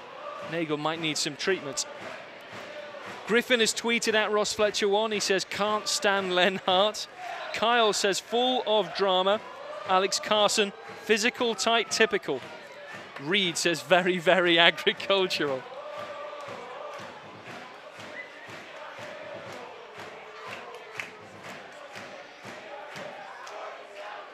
Jake, Papa for president. Thank you. Cronin, long towards Facito. This time he stayed onside. Kari Stevenson. Back for Francis. Stevenson, room to roam. Not a good cross. The sturdy Chad Marshall behind for a 7th corner.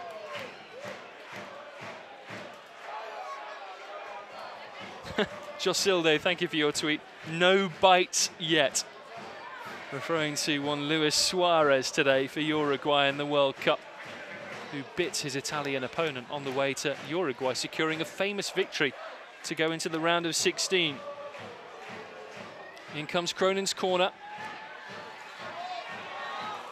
Ball anywhere, really, until Cooper can surge clear. Only Papa ahead of him. Pineda, sweeping pass for Papa. Evans joining in outside of him. Opens the space for Marco Papa. It would have been spectacular.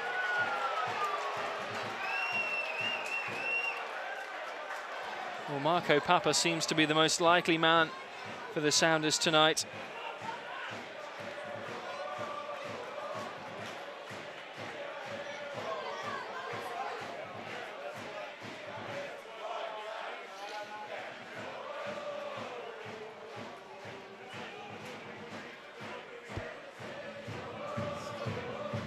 Scott wins the header above Gordon. It's a San Jose throw.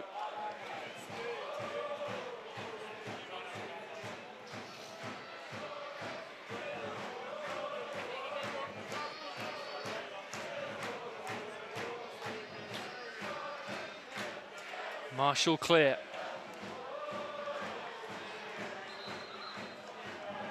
It's a throw in. It's a throw in for San Jose. James on Twitter says tonight's match should be dubbed the Battle in Seattle. And Trevor says the Tussle in Tukwila. Thank you for those.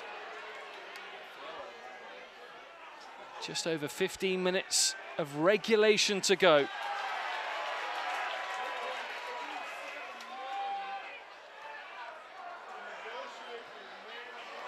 Evans slips for Cito.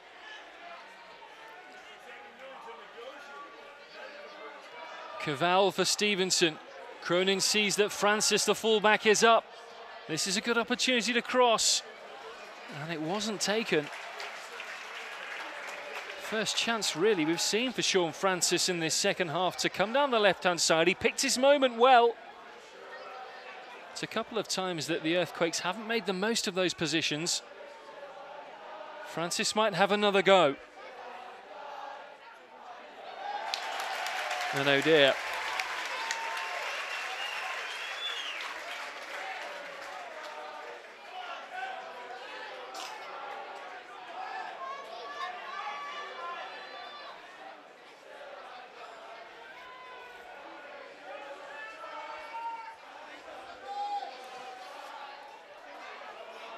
San Jose, the only side to have made a change so far. Alan Gordon for Stephen Lenhart.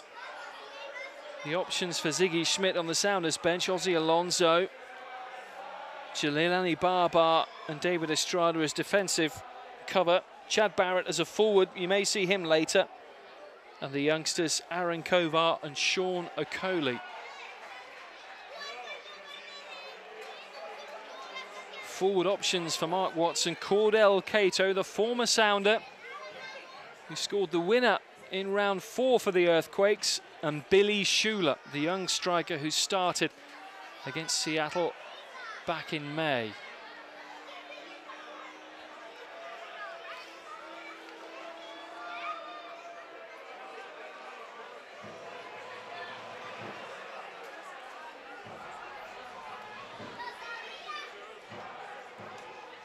Slip by Koval. Nagel finds Pineda, asking Weaver to run. Francis will only find Nagel. Pineda. Cooper. 2 in the area. One of them is Weaver. And away by Goodson.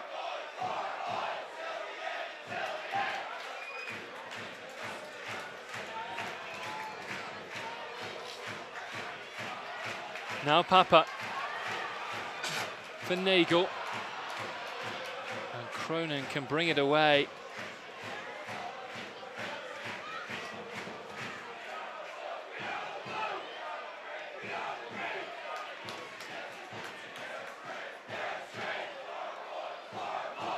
Azira. Still full of running. Cooper opens up for a shot. And the goal scorer doesn't really get hold of it. The 16th shot tonight for Seattle Sounders. 5 of them on target. San Jose with 9 and just 3 hitting the mark. But the one stat that really matters, we're level at 1-1 here at Starfire.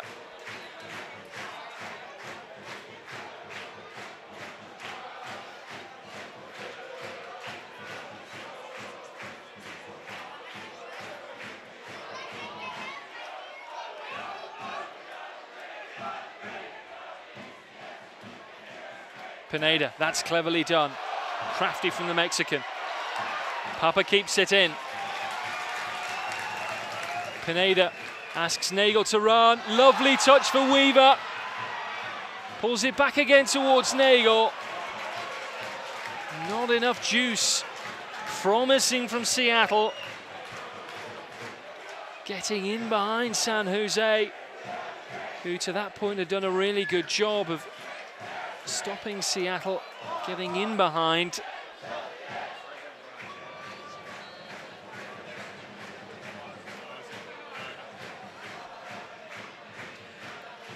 If you are just tuning in, Stephen Lenhart gave San Jose the lead in the 24th minute. Kenny Cooper equalising was his 10th US Open Cup goal just 2 minutes later.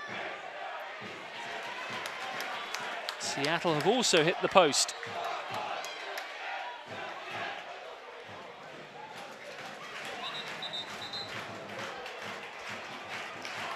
And now Ziggy Schmidt will make the change. And it will be Chad Barrett to come on for Kenny Cooper. So Cooper's done his job with the equalising goal. Can Barrett now finish it off? And he too, a physical presence to add to the mix.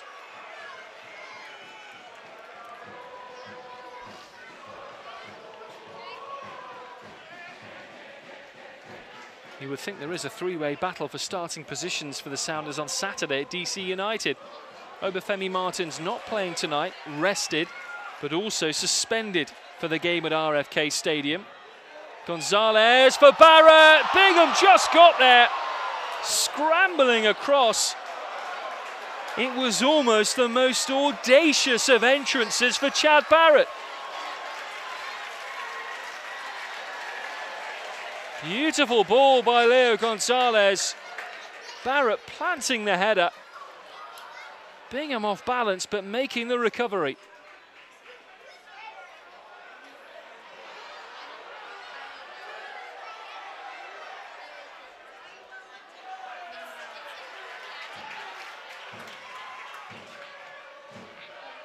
Barrett putting his ear under pressure. Shows a firmness and calmness of touch, though.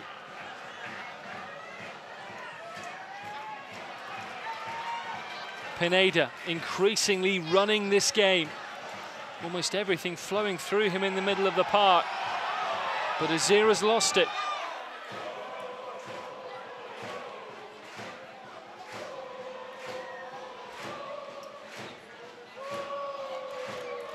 Cronin in some space. Stevenson for Facito, who's offside. Not for the first time today.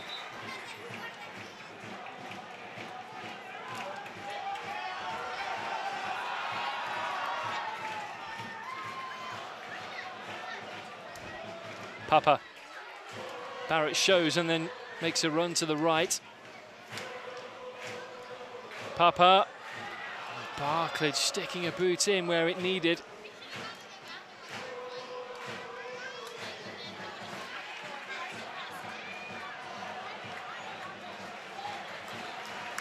And again, Seattle building ahead of steam here. The Supporters' Shield leaders. In it goes from Gonzalez.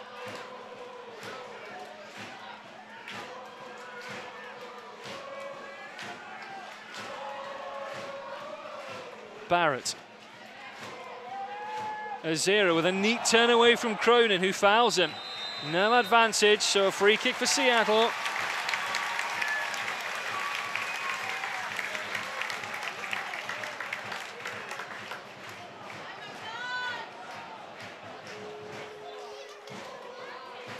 A chance for the central defenders to go up. Chad Marshall at the far post. It's Pineda looking for Marshall. Barrett off the post again! And the rebound from Papa is blocked. It was a superb strike from Chad Barrett, who twice has nearly been the difference maker. In it comes again, flicked on by Weaver. Barrett looping one over Bingham and onto the roof of the net. It was a humdinger of an effort from Chad Barrett. Again, superb technique. So we see again this ball from Pineda. Bit of separation for Marshall. Very well angled header. And that was close to being the goal of the round. Well, that's twice tonight Seattle have hit the post. As there's a change now for San Jose Earthquakes. Mike Facito has gone off and Cordell Cato has come on. Been talking about Cato all through the evening. Former Seattle Sounder. His only goal for the Sounders, ironically, was the winner against San Jose in the other US Open Cup game 2 years ago. And there seems to be something about the US Open Cup for Cordell Cato, because his only other professional goal in North America came last week, the winner in the 4th round against Sacramento Republic. So a former Sounder for a former Sounder.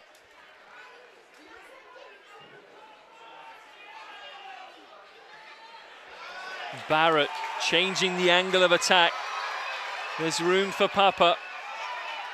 There's more room for Papa. And there's even more for Chad Barrett until JJ Caval comes in with a very well-timed challenge. It's a corner.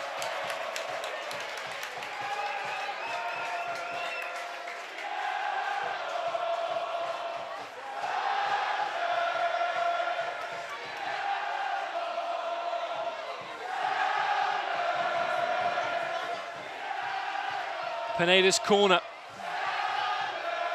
Comfortably away by Sam Cronin.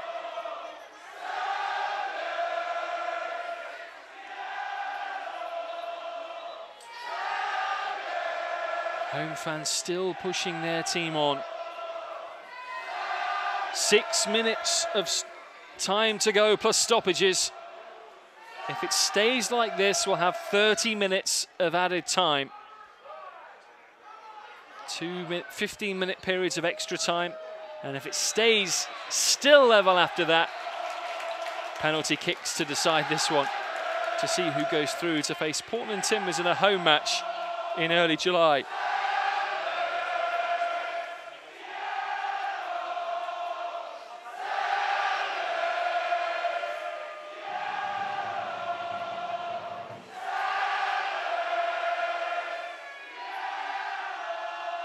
Weaver using all of his physicality. That'll be too far for Chad Barrett.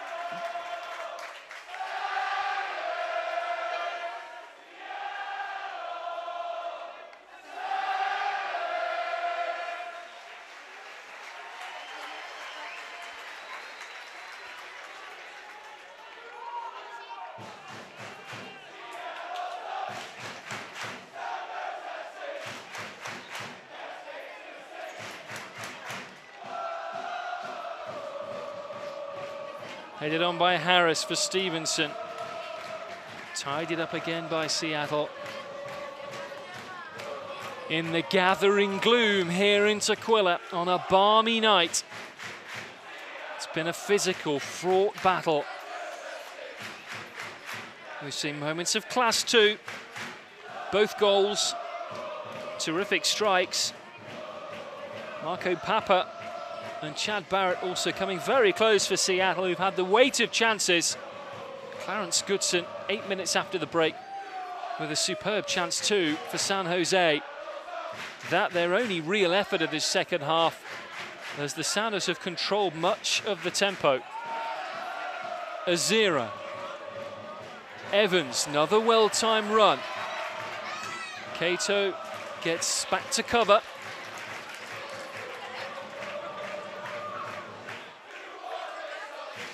Nagel lively once more for a quick throw. It's Chad Barrett! And again, a left foot lash, forcing another save out of David Bingham, whose palms will be raw at the end of tonight.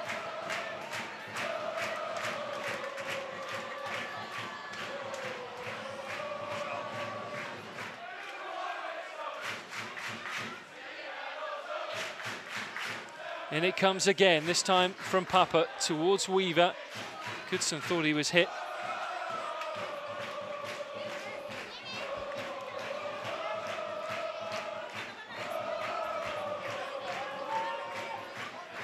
Is there a twist in the tail in the final few minutes? It's Cordell Cato, the former Sounder, the pint pot winger from Trinidad.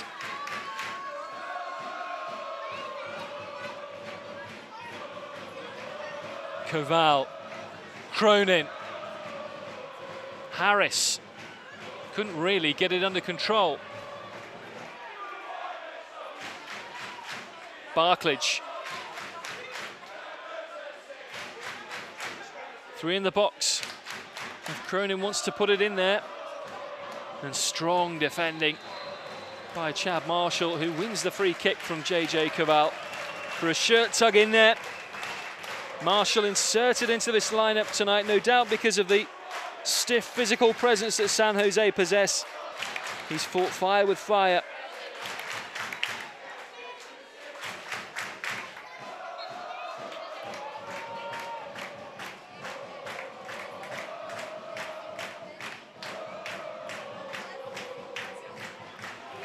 Barrett will get there.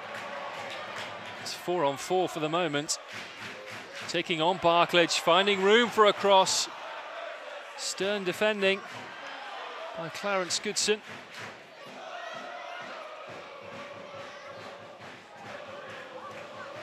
Given away by Cato. And well won back by Kari Stevenson.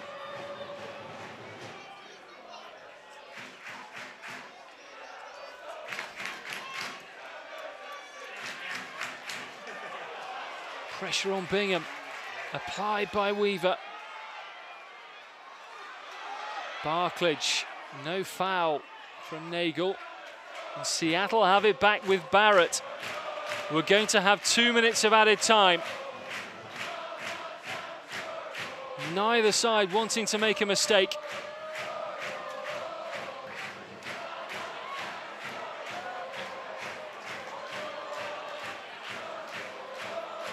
Seattle have scored late goals this season. Chad Barrett, you think of on the opening day of the season against Sporting Kansas City. Seattle nearly in double figures for the number of goals they've scored in the last 10 minutes. San Jose past masters at doing the same though, particularly in stoppage time. Two teams with incredibly strong wills to win.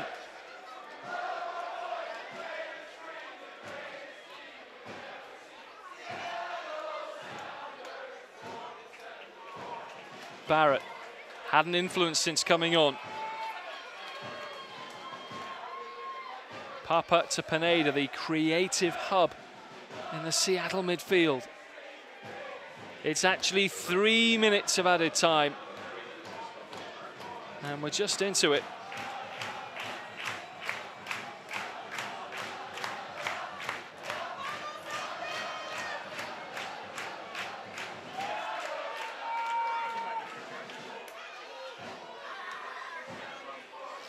Hanneman looking for Nagel, but that one will run out into the San Jose bench. Neither team wanting to give this up. Doubt either team really want extra time, given they've got MLS matches again this week. Long travel for the Sounders, the Cali Clasico against LA for San Jose. But neither will give it up.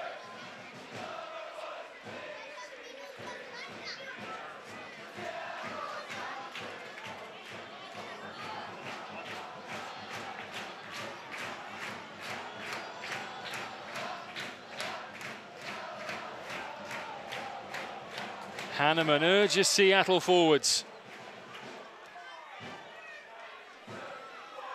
Weaver. Harden away.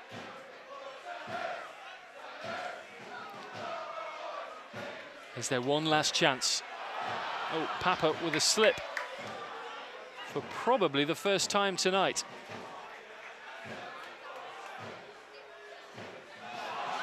And then Azera. Can't give it away there. Gordon's offside. A good half a yard to a yard. Palpitations amongst the Seattle fans here in Tequila then. Last few moments of added time. 1-1. And a goal kick for San Jose.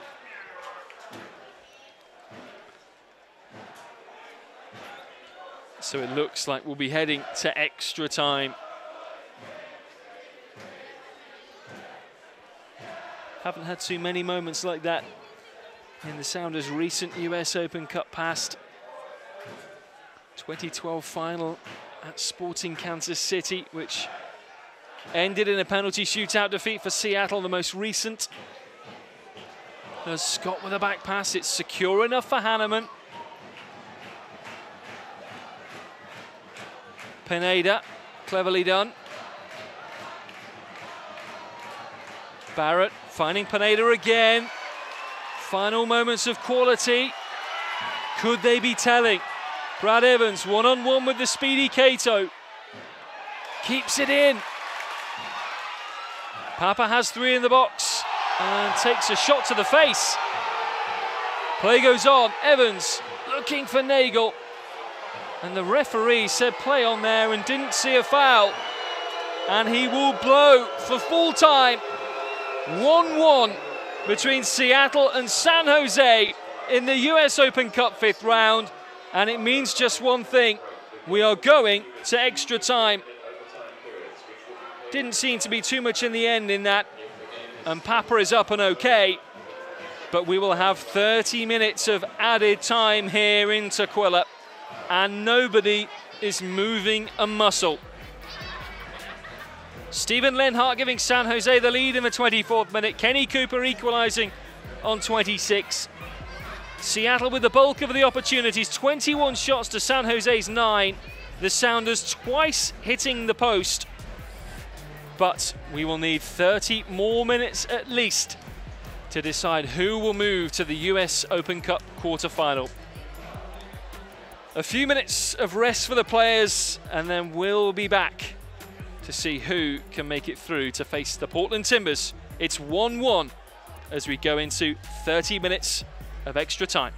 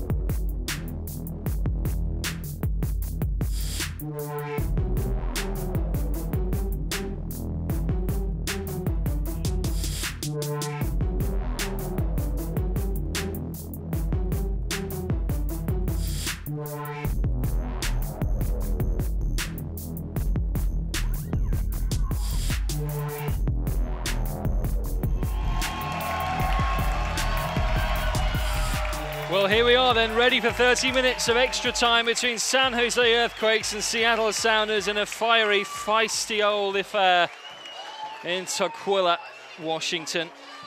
Who will go through to the quarterfinals of the US Open Cup? Some other scores from tonight. Philadelphia Union beating the New York Cosmos after extra time 2-1. Carolina Railhawks of the NASL beating LA Galaxy after extra time for the third consecutive year. Portland beating Sporting Kansas City 3-1. 10-man Colorado losing 2-1 to the 8-man Atlanta Silverbacks of the NASL. And FC Dallas winning 3-2 at Houston Dynamo. Here we go then for the first period of extra time. Seattle in the pitch black, San Jose in the all red.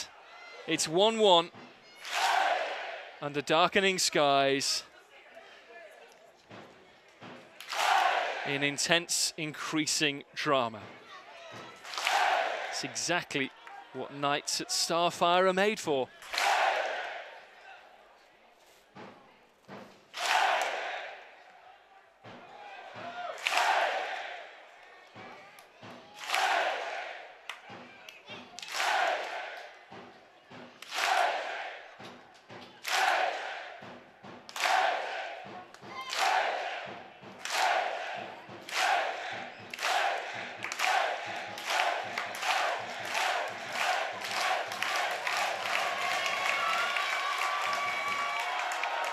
Trying to rouse the cavalry charge then here at Starfire. Sounders fans in great voice. Marco Papa's gone down. Been a linchpin for the Seattle midfield tonight. It's cozy, it'll be climactic. There has to be a winner. The cozy confines of Starfire Stadium, reverberating with the noise from the Rave Green faithful. Intercepted well by Atiba Harris, and the break is on now. He'll test Leo Gonzalez, foot speed. Lovely trickery by Atiba Harris, who's got Stevenson near post, and Azira denying him the opportunity. And I think Atiba Harris has cramp after that run.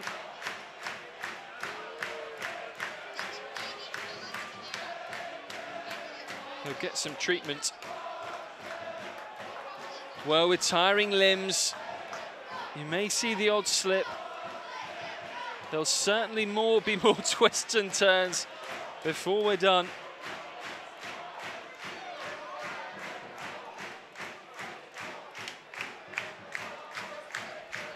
Harris on a yellow card. From Salt Lake, Chivas, Dallas, Vancouver, Colorado man. He's been around the block. And he will want to continue. San Jose have used 2 of their 3 substitutes. Seattle, just the one. Chad Barrett for Kenny Cooper, who got the Sounders equaliser. And a reminder what's at stake tonight for the winners. It's a home tie against Portland Timbers. If Seattle win, that will be on July the 9th here at Starfire. And it would mean 2 games against Portland inside 4 days, which will be quite the treat for soccer lovers in the Pacific Northwest. Well, Atiba Harris can't continue, so Billy Schuler is on. It is the final change for Mark Watson.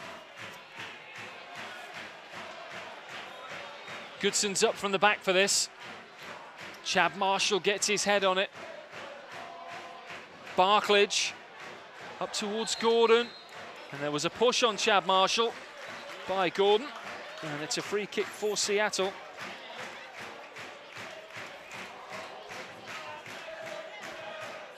Two of the best ball winners in Major League Soccer.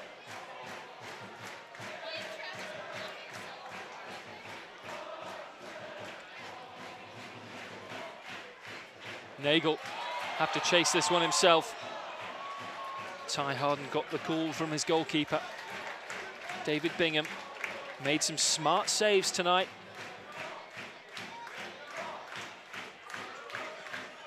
San Jose with good strength and depth in their goalkeeping department. John Bush, an ultra-reliable #1, rested for tonight.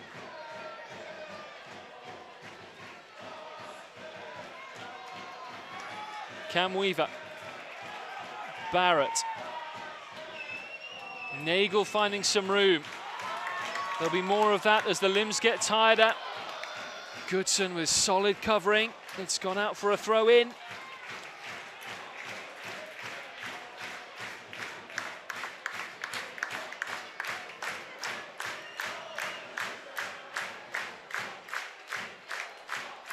Nagel with 5 goals and 4 assists this season. And in fact, this has been given as a corner. Corner number 12. Papa takes it. Marshall goes up, squirts through the area. Just won't fall tonight. Marshall's the guy that set up Chad Barrett to ping one off the post late in the game, 82nd minute.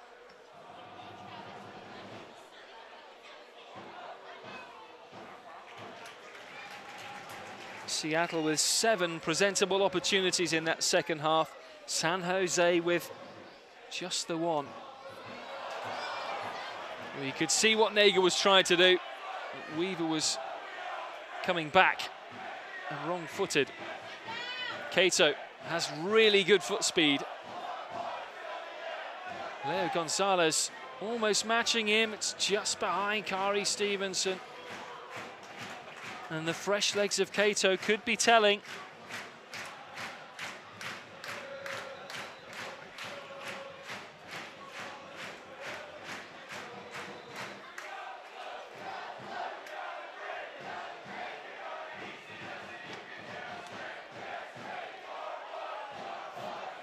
Barclage winding up for this throw.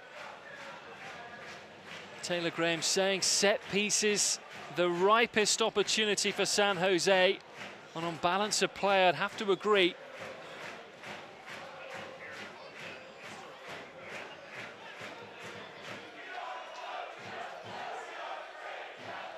Created very little from open play apart from Lenhart's superb strike for the goal. And Goodson's 1-2 and run into the area when he tacked that one just past the far post.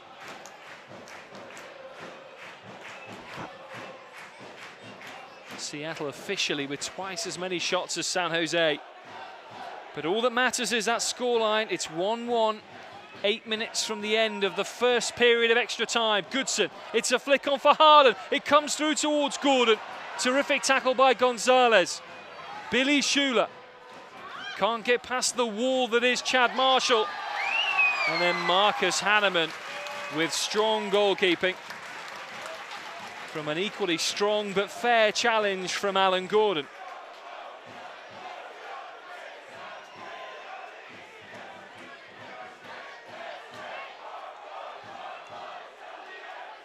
Gordon again.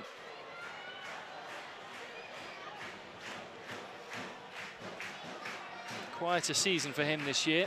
11 MLS games, yet to get on the score sheet. 2012, his breakthrough season, when he notched 13 goals and 7 assists and was briefly in Jurgen Klinsmann's US national team squad. Got a cap against Antigua. Seattle now making their second change. And it's Cam Weaver, a forward, coming off, and Jalil Anibaba, a defender, coming on. So Anibaba will come on at right back. Brad Evans will push to the right-hand side of midfield. And Lamar Nagel will join Chad Barrett up front.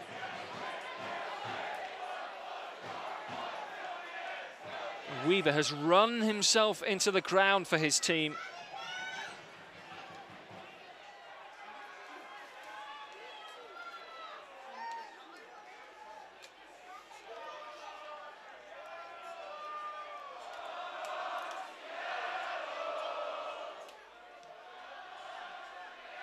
Speculative from Barclage.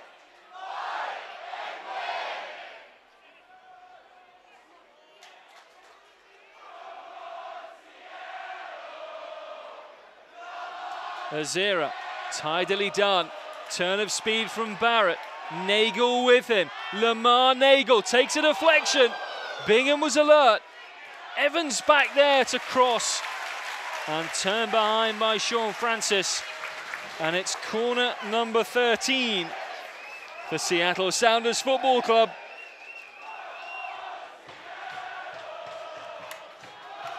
Always nervy extra time, neither side wanting to make a mistake. Papa, Bingham's missed it, and it's gone all the way through for a goal kick. Hardly put a foot wrong tonight, David Bingham.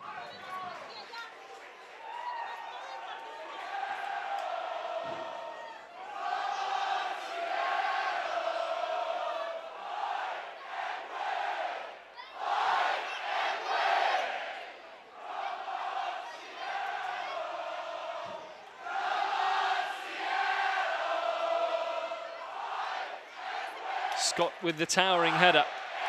Nagel on for Evans, who still looks full of running. He'll take on Clarence Goodson, US national team colleagues. The new man, Anibaba. Evans looking for Papa, kills it stone dead.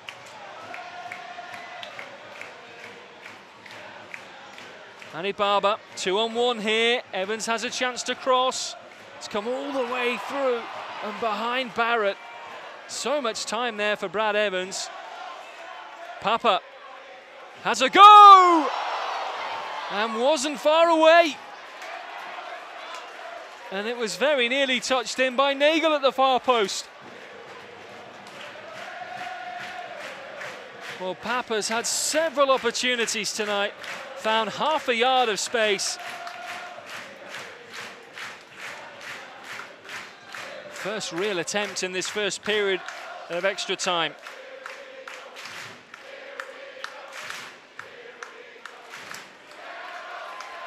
And here comes Seattle again.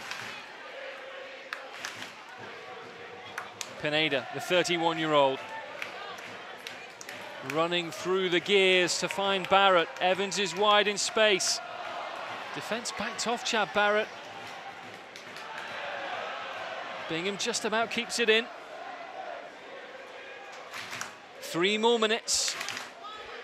And under the rules of extra time, there has to be a quick turnaround. Referees usually allow a quick sip of water, but there won't be any time officially for the coaches to get any words out to their teams. And if it stays like this at 1-1, we'll have a penalty shootout.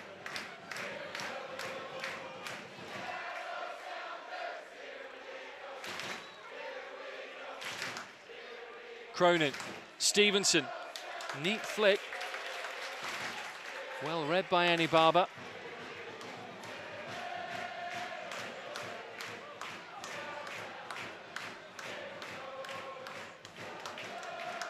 Cato runs into Leo Gonzalez, but then Gonzalez is adjudged to have pulled his man back. It's a San Jose free kick.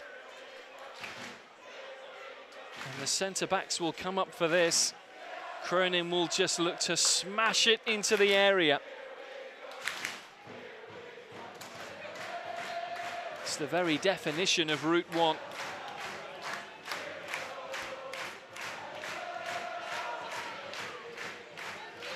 Goodson going up. Marshall gets there.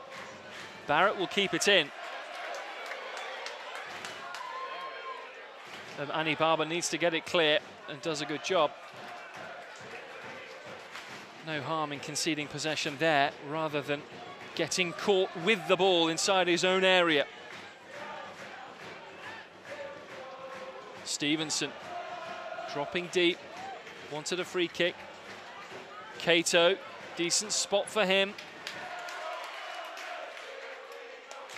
Tricking away from 2. Schuler. And read by Marshall.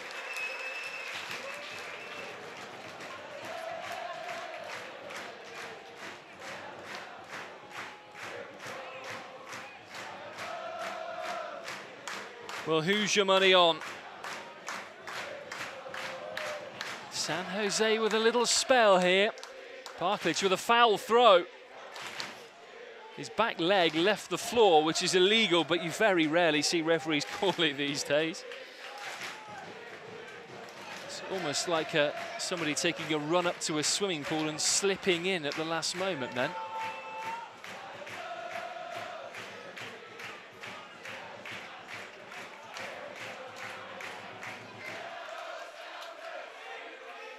Annie Barber. Evans starts a run. Brilliantly found. Goodson puts it behind. We're almost running out of room on the stat sheets. It's corner number 14, and the referee will let this one play before calling for the end of the first period of extra time.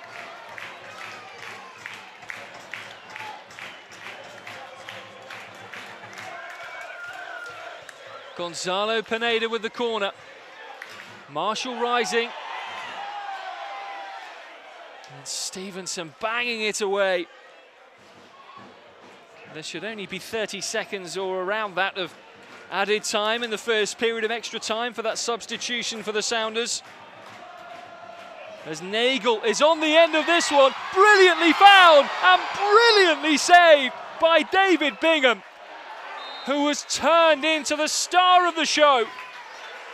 Papa with a searing, searching ball.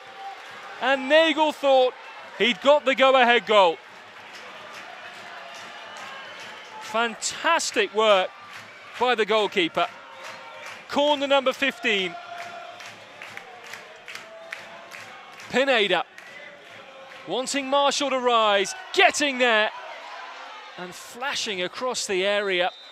And that is it for the first period of extra time. 1-1. Marco Papa cannot believe that his pinpoint ball didn't end up in Seattle going 2-1 up. David Bingham was simply brilliant. So a quick switch around. The teams will have a swig of water, swig of fluid, and they'll be back at it for 15 more minutes. Well, let's have another look at that moment just gone, with Lamar Nagel creeping in behind the San Jose Earthquakes backline. David Bingham coming up with the save. Tremendous goalkeeping. And that is why we stay at 1-1.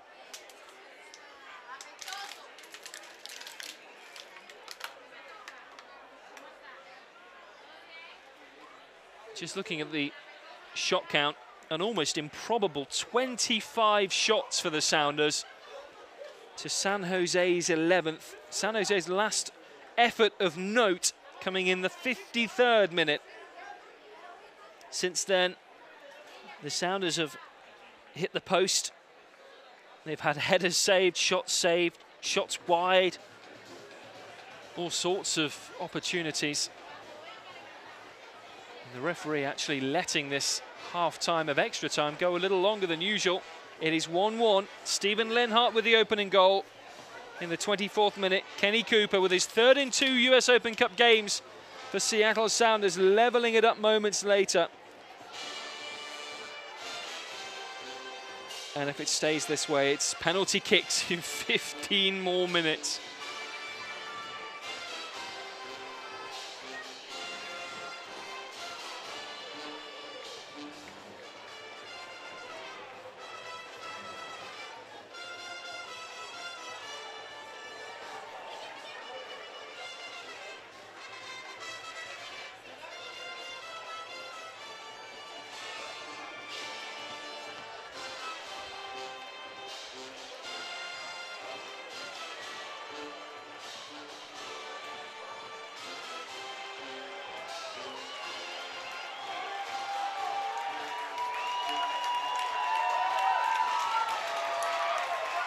Well, there might only be 4,000 fans inside Starfire, but they are making a heck of a lot of noise.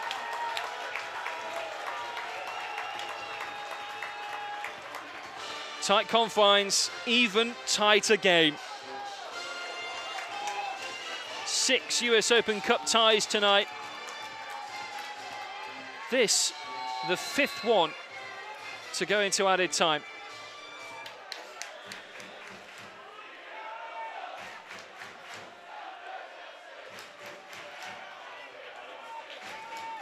For a place against Portland Timbers, a home tie in the quarterfinals. No greater a temptation to look forward to than that for Seattle Sounders FC. San Jose equally seeking a long and successful run to revitalize their stalled season.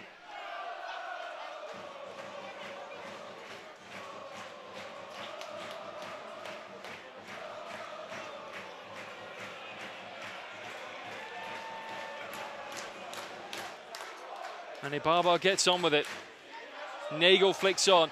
Evans is there. Good covering by Clarence Goodson. Until he realized a little too late it was a last touch San Jose. Corner number 16.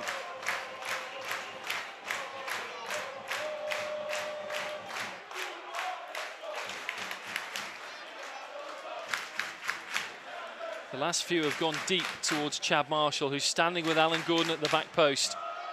It's whipped towards Zach Scott instead.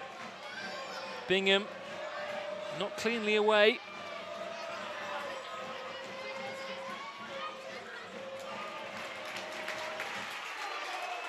Safety first from Zach Scott. And now Papa. It's given away though. Stevenson can't collect, can't take advantage. Thankfully for Seattle, from their point of view.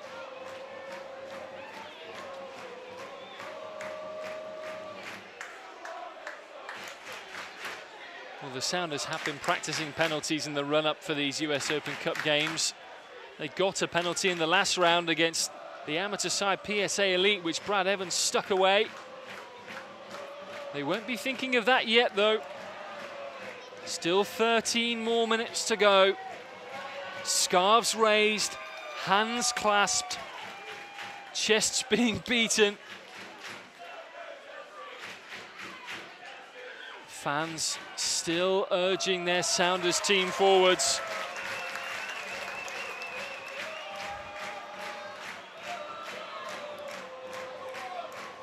Hasn't been the prettiest tonight, but cup football doesn't always work out like that.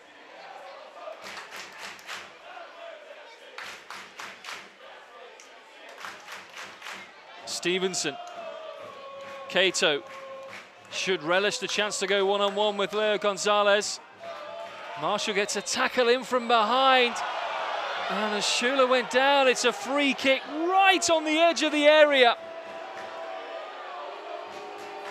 Well, you can't tackle from behind in the modern game. Marshall thought he had a right to go for the ball, but this is a very dangerous situation.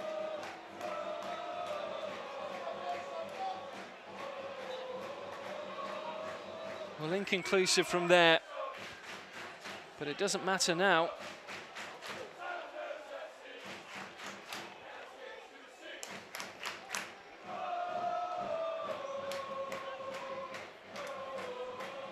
Kari Stevenson wants it.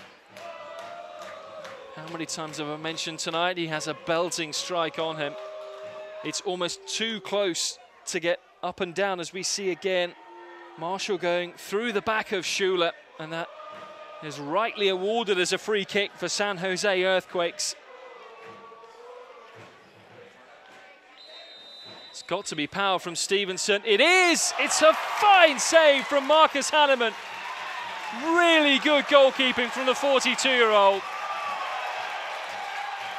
But another free kick conceded this time by Zach Scott. Well, Stevenson hit that with the volume turned up to 11.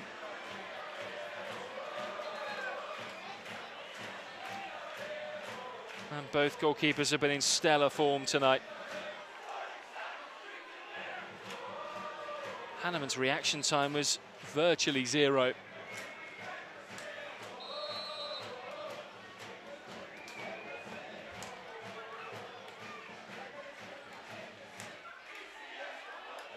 So, Cronin for the free kick.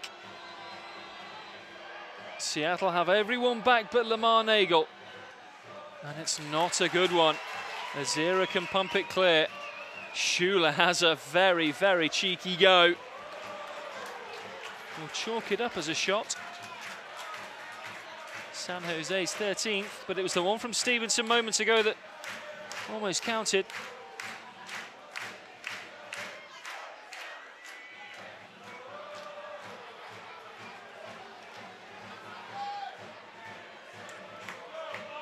Well, I wonder if Sounders fans' memories are swinging back to the 2012 US Open Cup final at Sporting Park.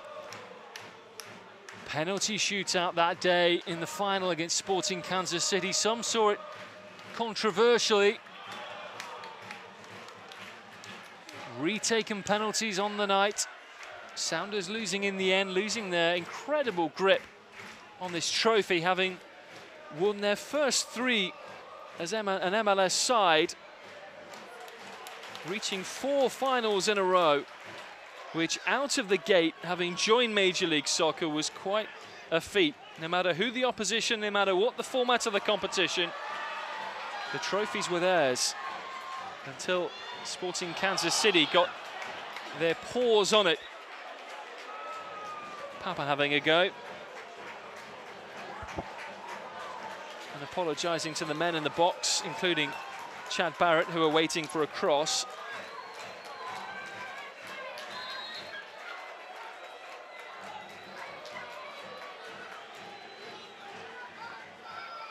Will crank the tension to DEFCON 3. The yellow card here for Alan Gordon, a foul on Zach Scott.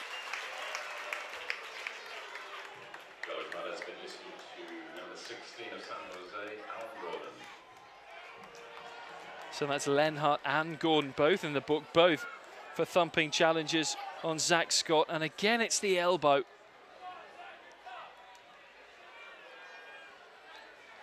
Scott has taken some punishment tonight. In the day and age of concussions being taken ever more seriously, Zach Scott will wait as long as he needs to wait to make sure he's okay.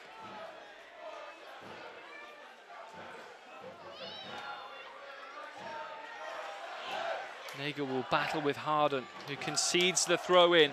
7 minutes and counting. Who's going to be the hero? Who will step up and make that magical moment? Write themselves into US Open Cup folklore. Pinging throw to Barrett. In there goes Nagel. Goal kick.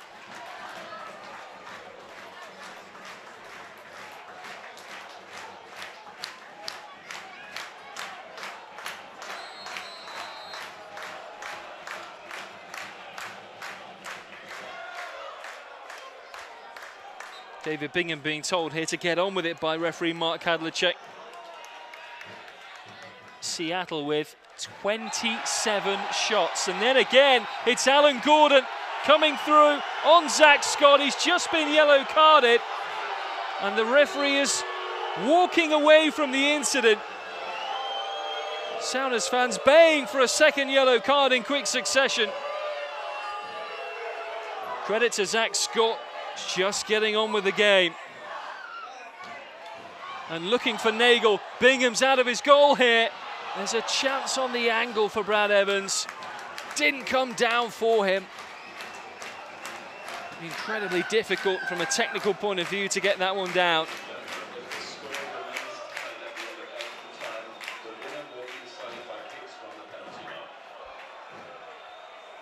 So how are your nerves?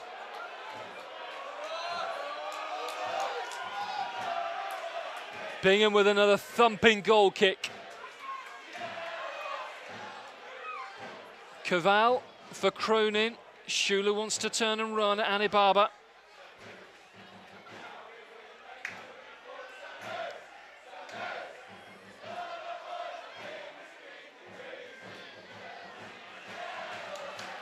It's a Seattle throw-in. Both sets of players have done magnificently to push through in this one. It's a Seattle free kick for another physical aerial challenge. This time it's Chad Barrett that's down.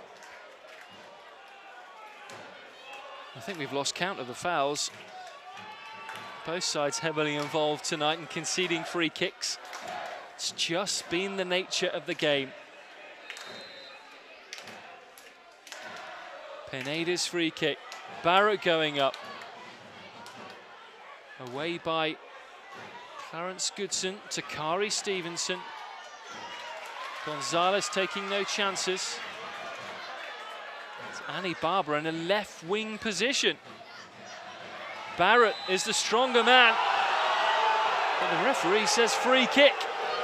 And Barrett doesn't like it. Brandon Barklidge was the man he was tangling with. Didn't see a terrific lot wrong in that.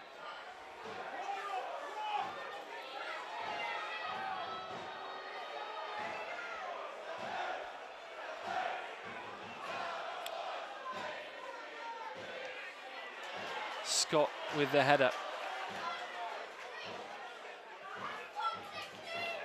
Papa. Deftly done for Pineda. Can Seattle slice their way through? Gonzalo Pineda. This is a very promising run. Evans At the far post is Nagel. It's come to Papa. 5 in the area. Can he beat Barklage? Now Pineda to help him out.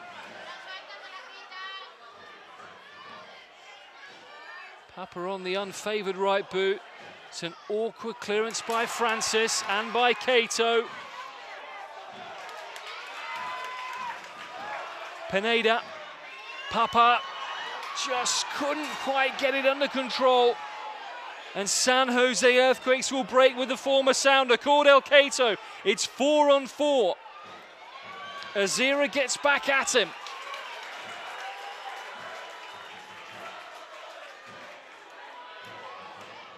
Gordon, can he turn? Finding Cavall, JJ Cavall! It's a goal kick. An incredible late chance for the rookie, who was convinced there was a save on it. Heart-stopping moments at the end, right at the death. Would you believe it?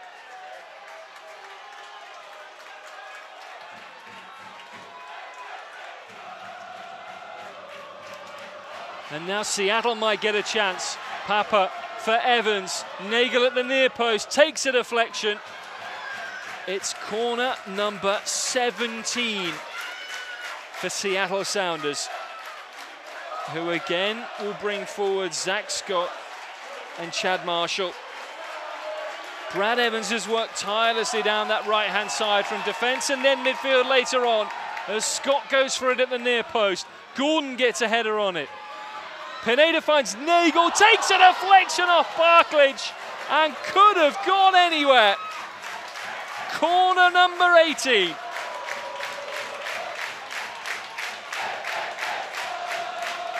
Is it one last raucous rallying cry from the Sounders fans behind Pineda as Marshall gets a leap on it? And he had a bit of space. But we're into the final minute of extra time. Tight, tetchy, tension-filled in Sequilla. And it looks like coming down to who has the finest aim from 12 yards.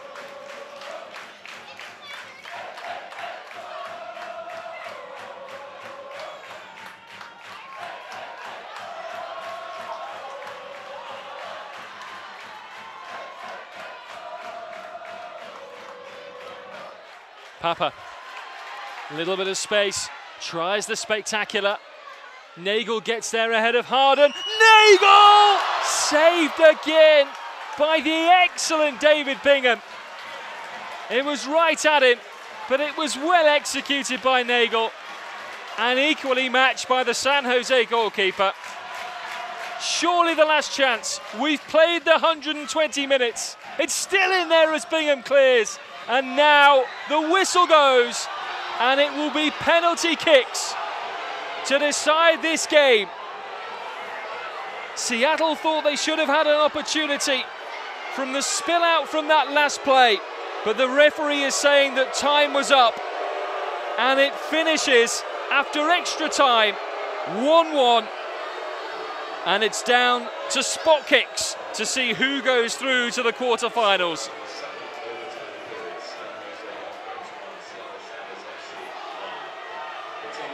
Well, it's often the cruelest way to decide this game after both teams have put everything into the match for 90 minutes and then more. Who can handle the pressure? Who can keep their calm? And who will be the most clinical? Seattle with the huge experience of Marcus Hanneman in goal. San Jose Earthquakes with David Bingham, who has been magnificent tonight for the visitors. To summarise, 1-1, Stephen Lenhart with the 24th minute strike from distance for San Jose. Kenny Cooper equalising 2 minutes later. The vast weight of shots for Seattle, who hit the post twice. Both teams had chances in a hugely tension-filled extra time. Seattle in the end with 33 shots to San Jose's 14. But all of that now is history.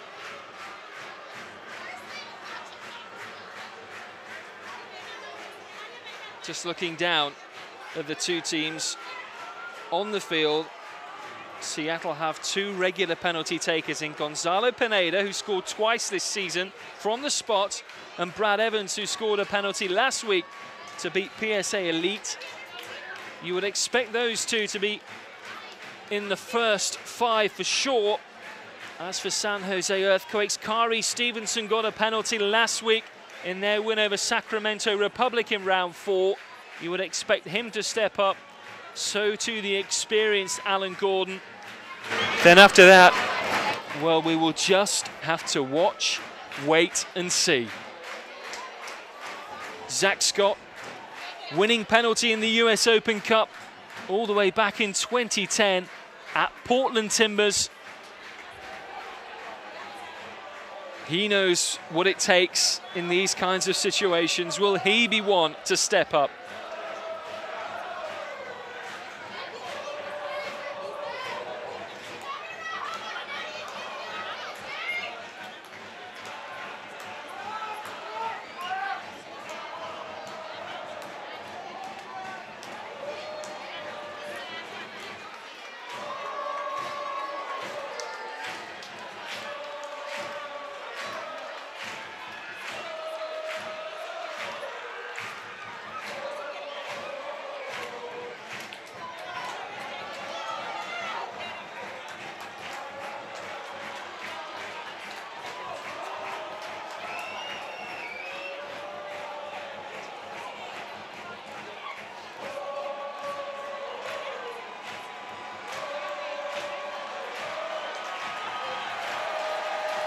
The penalties are going to be taken at the railway end, which is away to the left as you've been watching tonight.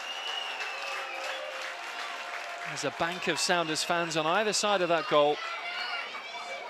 That is where the Sounders have been practicing their penalties.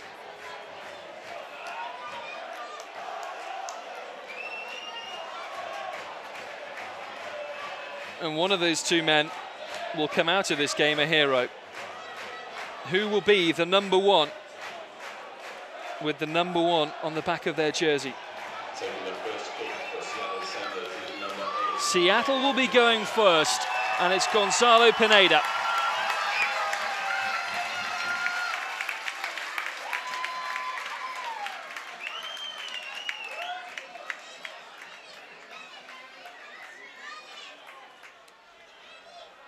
Scored 2 from 2 this season in Major League Soccer. Pineda against Bingham.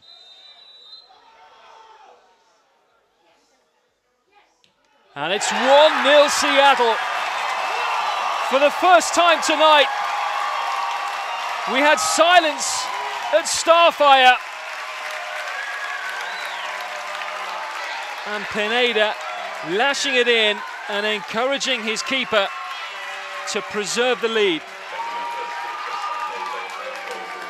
Kari Stevenson will be next for San Jose.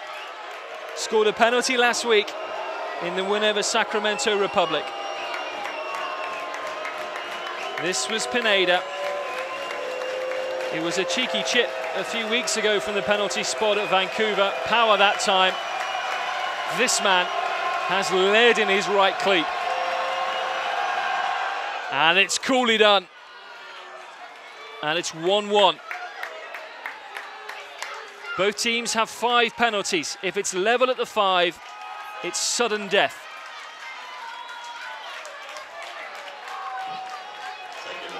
Hanneman taking his chances. So Marco Papa, another left footer stepping up for Seattle. It's a straight run up. Deathly hush. Papa, brilliantly executed. Bingham went the right way, but it was just too hot.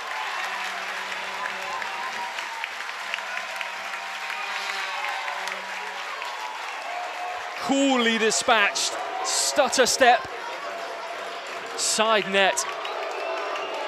Alan Gordon hasn't scored this season in Major League Soccer. Will he score in the US Open Cup shootout? A cacophony envelops the stadium. Gordon off the post. Seattle 2-1 up with the advantage now.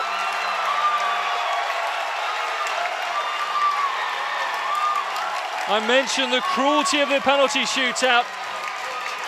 After 120 minutes, it could be decided by the width of a post. Gordon hit it well, but not quite well enough. And it's now Brad Evans, 8 from 8 in his Sounders career from the spot.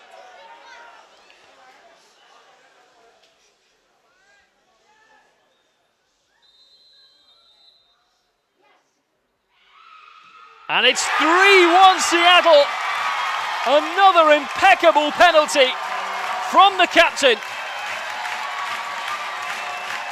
And the pressure now is right on the rookie, J.J. Cavall. Evans smashing it in. What a moment now for 21-year-old J.J. Cavall. First-year rookie out of Stanford, who'll have never experienced this kind of pressure before. And it's saved by Marcus Hanneman, 42 years young. And Seattle Sounders stand on the edge of going through to the quarterfinals. 3-1 they stand. And now we'll just see Hanneman waiting, watching, and saving. It's Lamar Nagel.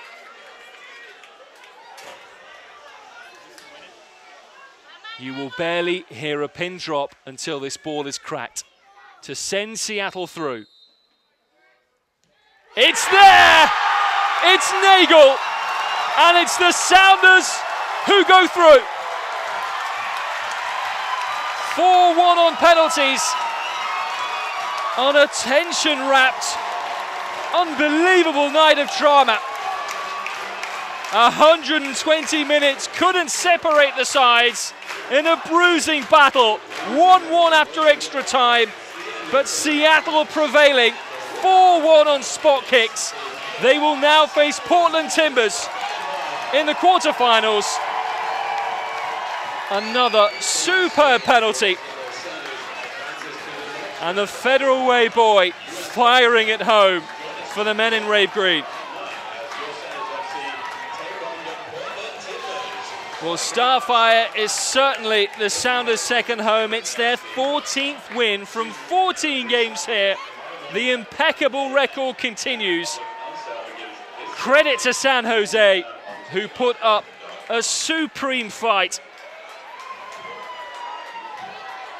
But in the lottery of penalty shootout, it's the Sounders who stand proud. Marcus Hanneman with a decisive save after Alan Gordon hit one off the post. And David Bingham, who had a tremendous night in the San Jose Earthquake goal. So harsh for him to walk away defeated. But that's the way it is on a win or go home basis. So, Seattle Sounders fans, put it in your diary. July the 9th, here at Starfire, the Sounders against Portland Timbers in the quarterfinals of the US Open Cup. Full time here, it finishes 1-1. The Sounders going through on penalty kicks.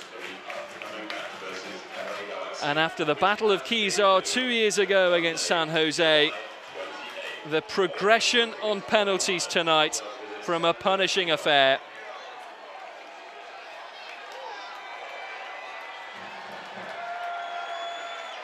Well, those Sounders fans simply don't want to leave. Ready for the lap of honor from their team. It's been quite the night.